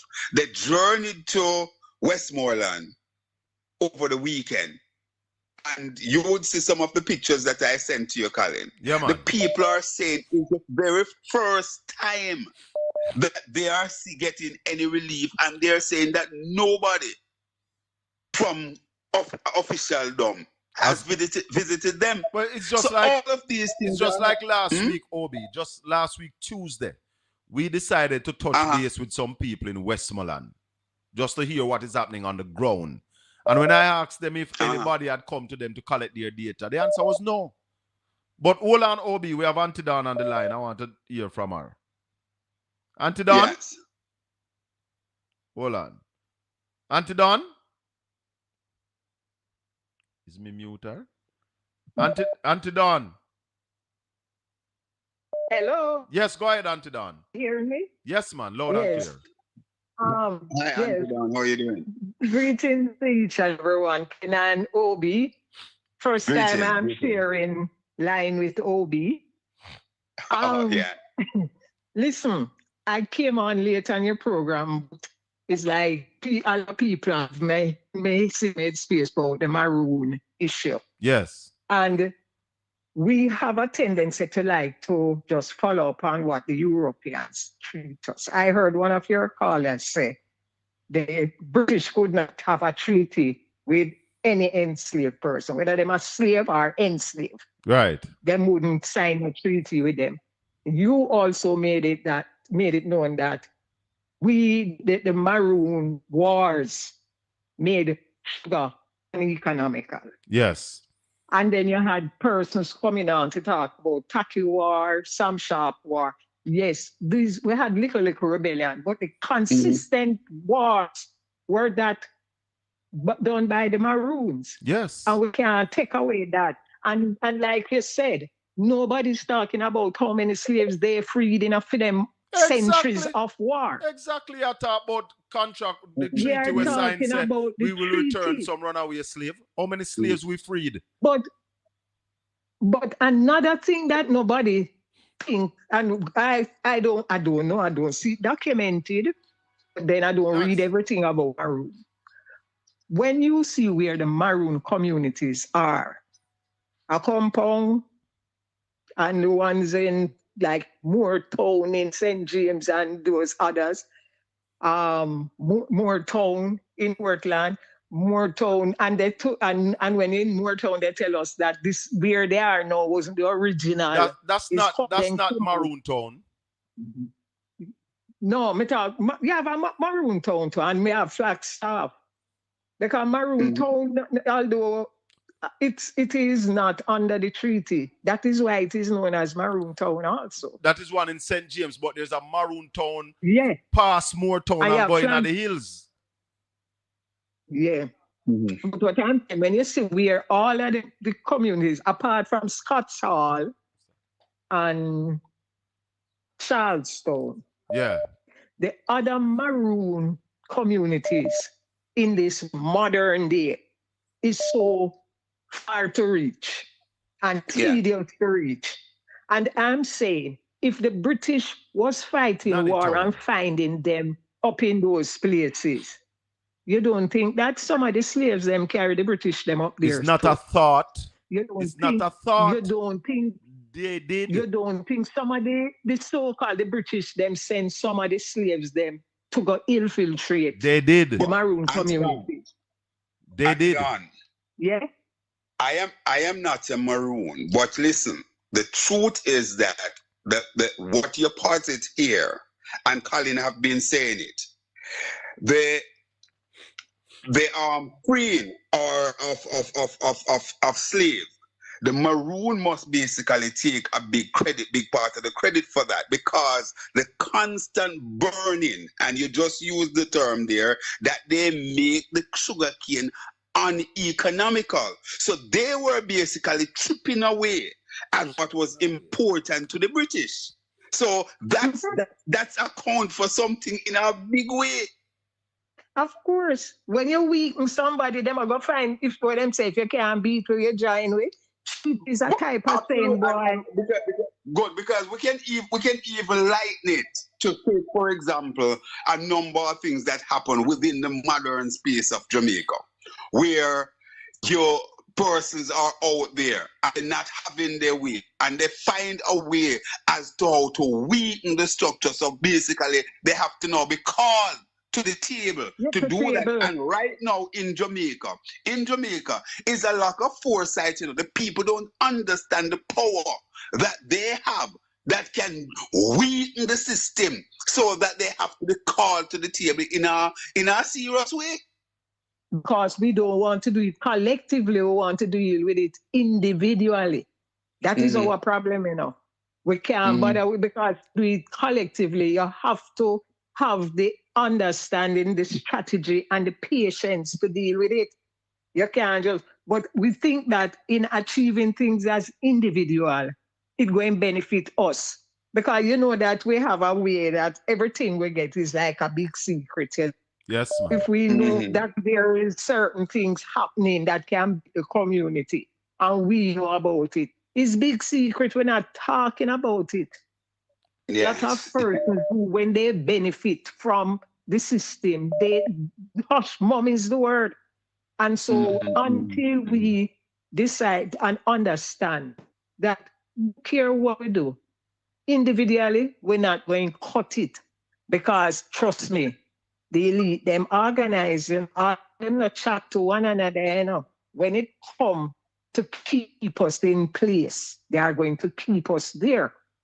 So they have absolutely. Anyway, you look at, for example. Anyway, Obi, Antidan.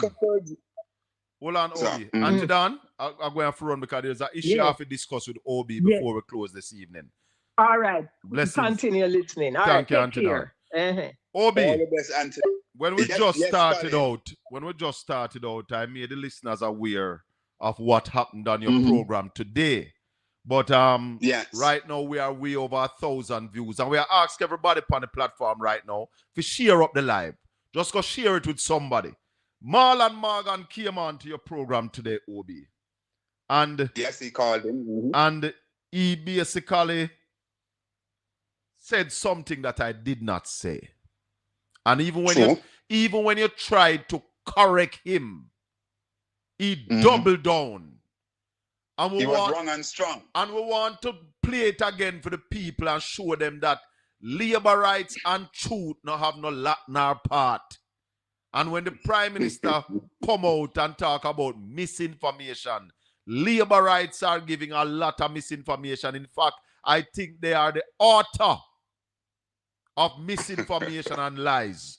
Listen to Marlon Morgan tell a lie upon me this morning upon Conrad O'Brien show at News Talk 93 FM. And listen to him sound when Obi try correct him. Listen to this, people. Complete. The answer to that is no. Because contrary to what Colin is suggesting, that the authorities could go to a place like Melia or Trelawny Multipurpose Stadium where they have everybody in one place and just do the assessment. The assessment is not no, just the interview. But you're spreading forward. Hold on. I host the program here, Marlon, so you're not going to call on Bob. Colin said absolutely nothing of the sort. He asked a question. I was listening to the discussion a while ago. He asked a question. And then he went on to indicate that if the government had people in a consolidated space, it would make the impact assessment in terms of gleaning information from people easier. Now, that may well be so, but the substantive point because is and it's an opportunity that the government miss and continue to have. Hold on. Because it's an opportunity that the government miss and continue to have the people. You don't even understand the point I'm going on. I am saying in the next 10 seconds. Go ahead. In the next 10 seconds, I'm going on to complete the point I'm making. Go ahead. What the Ministry of Labour and Social Security is doing through its JAH Dynaform, which is the Jamaica Household Damage Impact and Needs Assessment Form. Hold on. So we don't want to listen to no more of the liar. Him say, yes. The government should have bring the people them a Melea, which I call Braco Village, and the Trelawney Multipurpose Stadium and do the assessment there. I said no such thing. Now, my people, let me play what I said about Malaya and the stadium, and I remind you, I call Malaya Braco Village. I am going to play what I said. Yeah? So I could put the lies to shame. Put them at the Trelawney Multipurpose Stadium, put them at Braco, and build the house within 2 to 3 months, because we have spent to put them in a container house for 2 years. No make no sense. You have to forget them after. Good. So don't do it. Don't waste the money. Put them where you have places can put them. These places that I just mentioned, they are both owned by the government of Jamaica. So those people who are still in shelters will have nowhere to go. Trelawney Multipurpose Stadium, Braco Village. Absolutely, Colin. And as we close, this morning in my Conrad's take, I don't know if you listened to me, and I was saying that the voice of Portia Lucretia Simpson, the most honorable former Prime Minister of Jamaica, was ricocheting in my head all weekend. And those 2 words were wicked and uncaring. I'm saying that is how Portia would be describing the situation so far, Colin. Can you imagine? After 6 weeks, we have not seen any semblance of the government moving in any shape or form. One of the questions, there are 2 questions I'd love to ask the government. How many people you put shelter over them heads since this thing started? I want to talk about the hurricane shelter. I talk about how much people you put a roof over them heads since the hurricane, and how many portable water stations have you set up? Good. Over the last period of time. Absolutely, Colin. And this morning while driving to Broadcast House here as well, I got a call, and the person said to me that I should shed some light on it, and I may have to talk to the general manager at Mandeville Regional Hospital, Mr. Miller, because we understand that that's one of the hospital that they're saying that the people need to go home, and people need to come to where? Except it's going to be a police matter. There's one individual, understand, a gentleman who had an amputation. Gather he has a 9-year-old daughter, and his house have been destroyed. I am saying that the government should probably go into the hospitals, do a audit, find out who are there in the hospital that their houses have been damaged, use the resources of the army that they were sending to a compound that Curry is saying that they don't need it, and start the rehabilitation of those houses that can be. Is that a reasonable suggestion, Colin? Very reasonable. The other question we must ask the government: has the data collection been complete? Because if the government not complete the data collection yet, it shows again that they are moving very slow. I spoke to some people from Westmoreland last Wednesday, and they told us live on the air that nobody has reached to them yet to collect their data. So, 6 weeks after the hurricane, finish collecting the data, it should be. You see, the government need to understand to use mass labor. There's employ 2,000 people, put them in the year, and you don't collect that in 7 days. 7 days you should take to collect all the data. Or 98% of it should be collected by them. So let me stop that. That is what I said about the collection of data. And the fact that we are talking about Marlon Morgan Obi, because I sent the tape to him and asked him to apologize. So this is what he sent back to me. I was incorrect. You didn't say what I thought you said.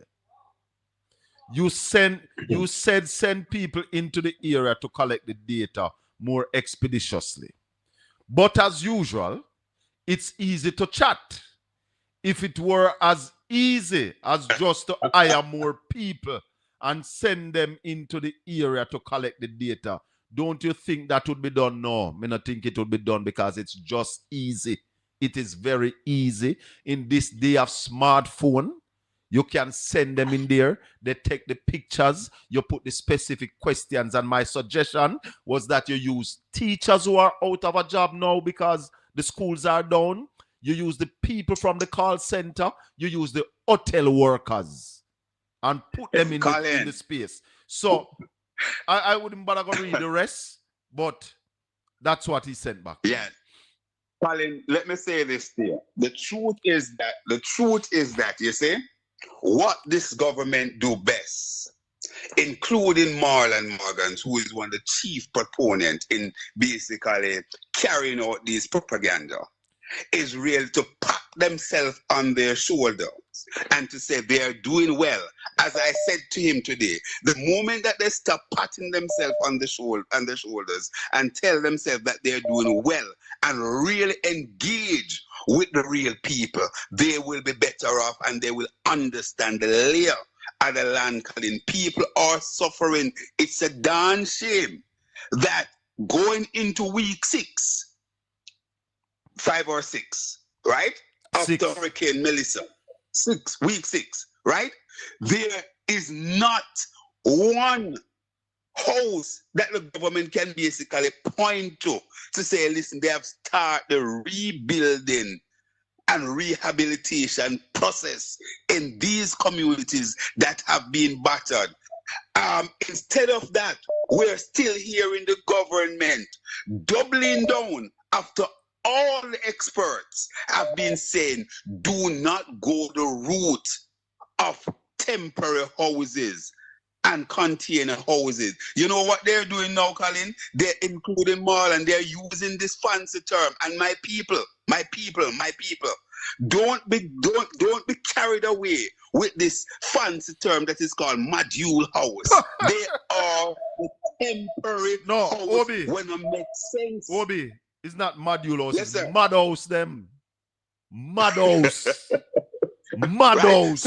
So Colin, we will continue to inform and educate the people, Colin. As you say, over 1,000 people are right now on the program, and we encourage everybody to basically touch the like and share button. I am saying that come tomorrow morning at 10 o'clock on my program, straight up on New Star 93 FM, and indeed on the Conrad Obi, the Fireman YouTube channel, my special guest, my spotlight guest at 10:10 will be Richard Mullins, the president of the Builders Association of Jamaica. No.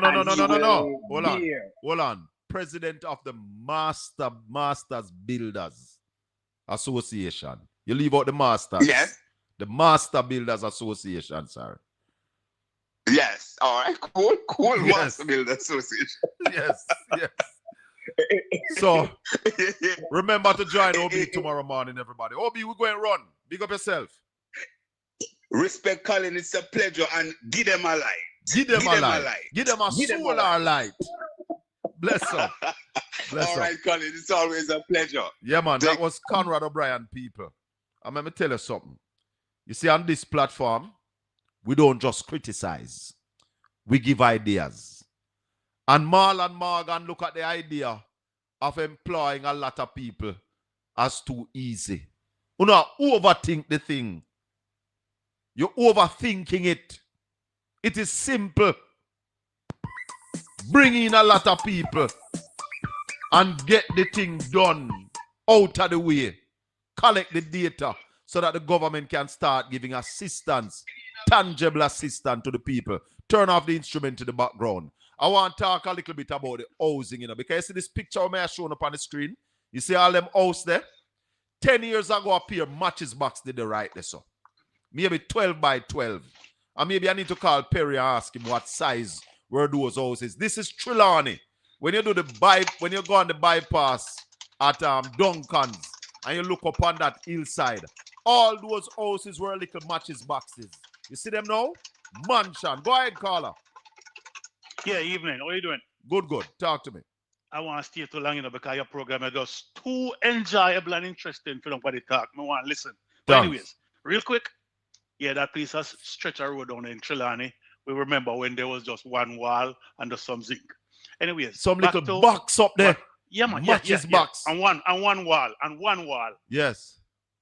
Backtrack a little bit in your program. I heard some people come up with some things when you're talking about the Maroons because of the Curry issue. And a lot of people are misinformed and using their own little idea. A lot, man that was having an argument you were telling about people sell out and stuff. A lot of people do not understand. I had deeply, in the 70s when I'm going to high school, dug into history. And I was taught by some old people who got words handed down from people who used to live up in a place like Scottsall.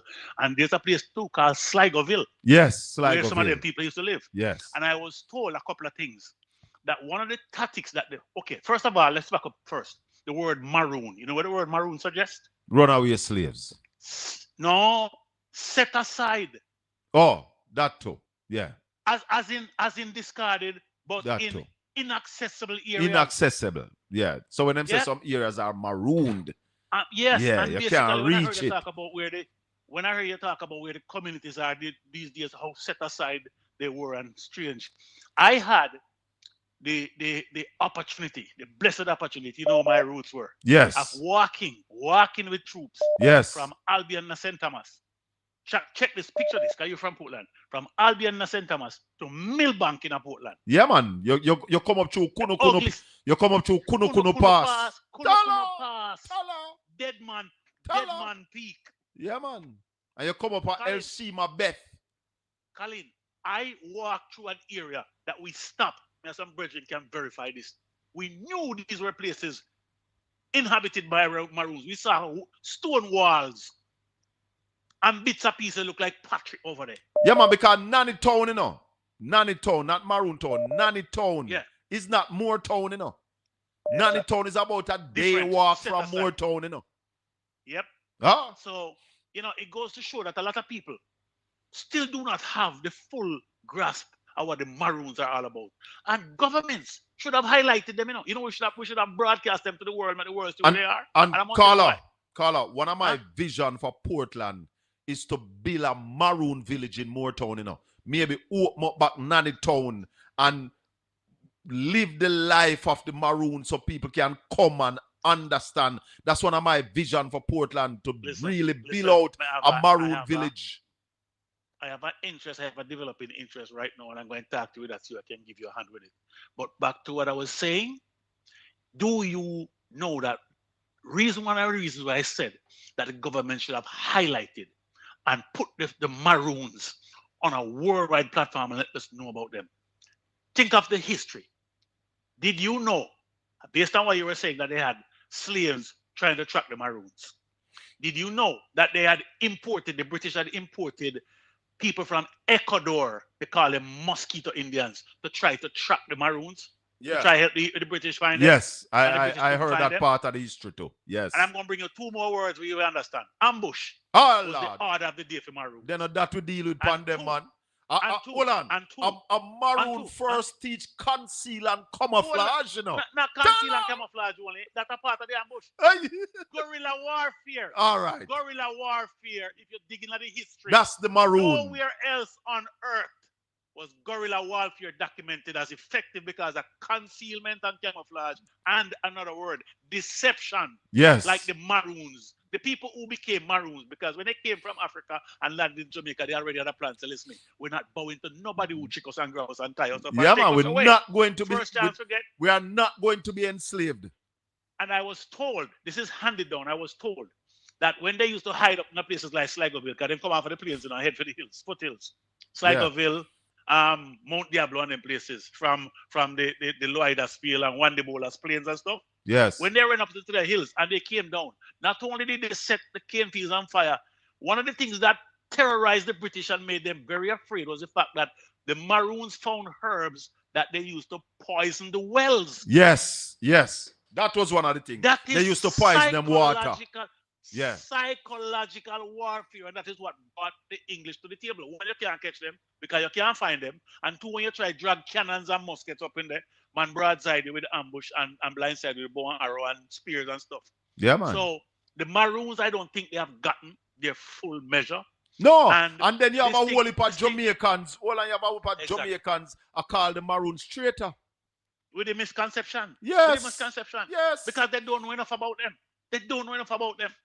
And that is the reason, one of the reasons why civics and history in Jamaica, we have been lost on it. You see what I'm saying? Yes. So, real briefly, the government should seek to prop these people up. Yes. And I don't think what Curry did was wrong. I think it was a fair mention. Him said, give us the material, let us build it. Yeah, man, we do it indigenous ourselves. people. But I carry on. And we have created ways and means. All of these places here were built by them. Let them fix it. As a matter of fact, if you want to do some good to them, because you should have been propping them up and giving them some mention, give them material so they can build new houses and all that kind of stuff. Nothing wrong with that. Little more, brother. I could talk again because I'm wrapping up. Yeah, man. Our people just need to educate themselves some more. Yes, man. Colin, keep the show going. Lovely one. Blessings, man. And who write the history is important. Never forget that. Who write the history is important. There's a question here. Hold on, I want to read this. Where it go? Oh, where is it? Somebody was asking why the colonels were called colonels and all of that. When I bring on Colonel Sterling, I will ask him those questions. This is my final call this evening because we're leaving. Go ahead, caller. Hi, Colin. Good evening. Good evening, everyone. Welcome. Thank you. I just want to say this whole thing with the Maroons thing, because I listened, and I think it's a complete distraction, right? From the reality of what's going on the ground. Right. So, right, you had these callers who were trying to somehow, make a case as to why the government should be in there. That's not the issue. That really is not the issue, right? The Maroons, we have known for decades, they have somewhat been independent and somewhat self-sufficient. And we should hopefully respect their decision. The question that those people should answer: why isn't the JDF in Darlaston, Westmoreland, or Black River, St. Elizabeth? Putting on roofs, yes. Right. That should be the question. Yes. Because they should be there. But you run into a compound, yeah, it's a little suspect. But I think the bigger question, because these people are bringing up history, and what I love with these people, Colin, is that they bring up history and it's very selective. So we're bringing up history 200, 300 years ago with the Maroons. But why are you not bringing up history 40 years ago under Edward Seaga, under the 1980s when he was borrowing monies from the IMF and could not, and produce information as to what he's doing with those loans and defaulted on those loans? So right now, the Jamaican government has to go to the IMF for 6.7 billion. This is the question. 3.6 billion is secured and the rest is not. The rest is through private. And this is what the Jamaican people need to ask themselves, right? So if we borrow 3.6 from the secured, 2.4 is, correct me if I'm wrong, Colin, that is private to private. Private to private. So and that's why GPS is getting $450 million from that 2.4. Private sector to private sector. And that's why we say that the government of Jamaica has already extended JPS license and have not told the people. I hope they tell us tomorrow in the parliament. Okay, thank you, Colin. Thank you. These are the real questions that needs to be answered. So these other guys that are talking about the Maroons 200, 300 years ago means nothing because they're very selective in history. Because they will bring that. There's another piece of history that they need to ask about the Coral Gardens. When Bustamante is a kill all Rasta, bring them in dead or alive. Right. If the station can't hold them, the cemetery will hold them. Somebody find Junior for me. Want to Junior down a Mobile.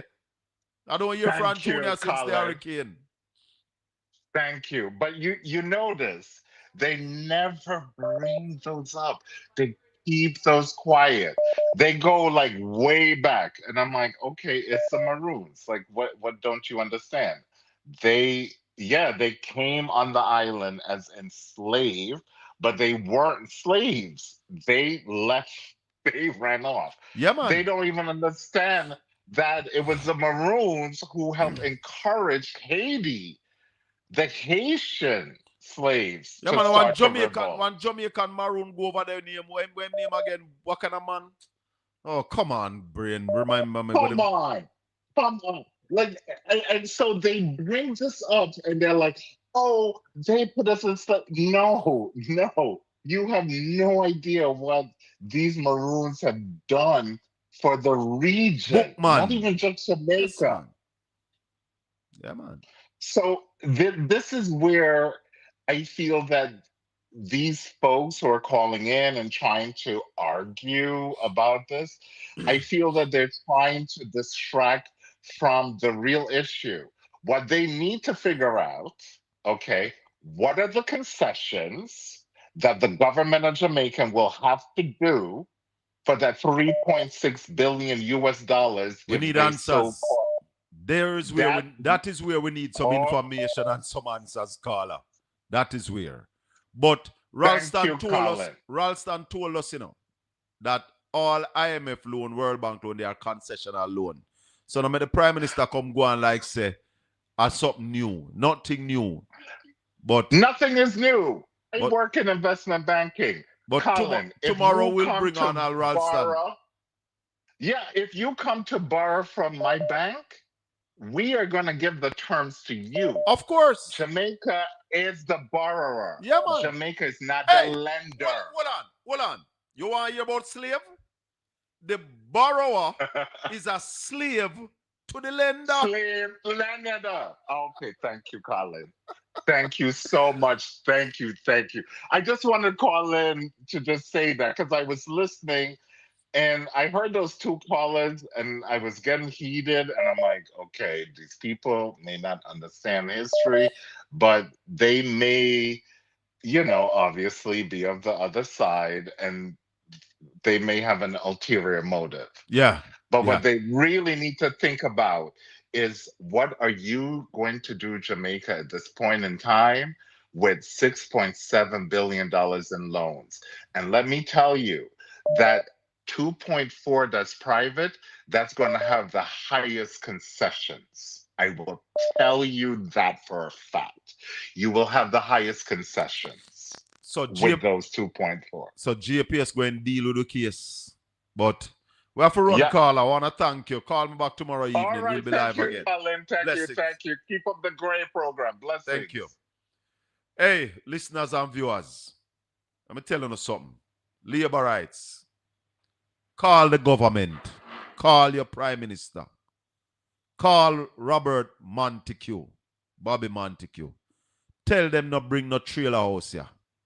This is a area that appear matches box they did. The Jamaican people got a starter house. And this is what they have done with it. Remember me tell you no. Pure little matches box. And I'm going to try find a picture of this place here 10 years ago. And show you what it was. Maybe 12 by 12. So little something when you see them up on the hillside there, I wonder somebody really living at them there. This is what they are now. So if you give Jamaicans a starter home, They will take care of themselves. I want to thank everybody for spending the time with us this evening. Thanks to all the callers. We didn't do Talk Jamaica yesterday morning, so we're giving another program here for talk. But those of you who have read the white man history, you need to do some research and hear the black man side. There's 2 and 3 sides to every story. And we have to get the full understanding. I am of Maroon descent. So therefore, I make it my point of duty to find out the history of the Maroons. We want to remind you that when you're planning to send any gift or any stuff down a west, give them a light. Give them a solar light. Yes, man, that Trelawney place, if you have one of them old picture there, when they host them did a little bit, send it to me, I want it. May the good Lord continue to bless and keep you all.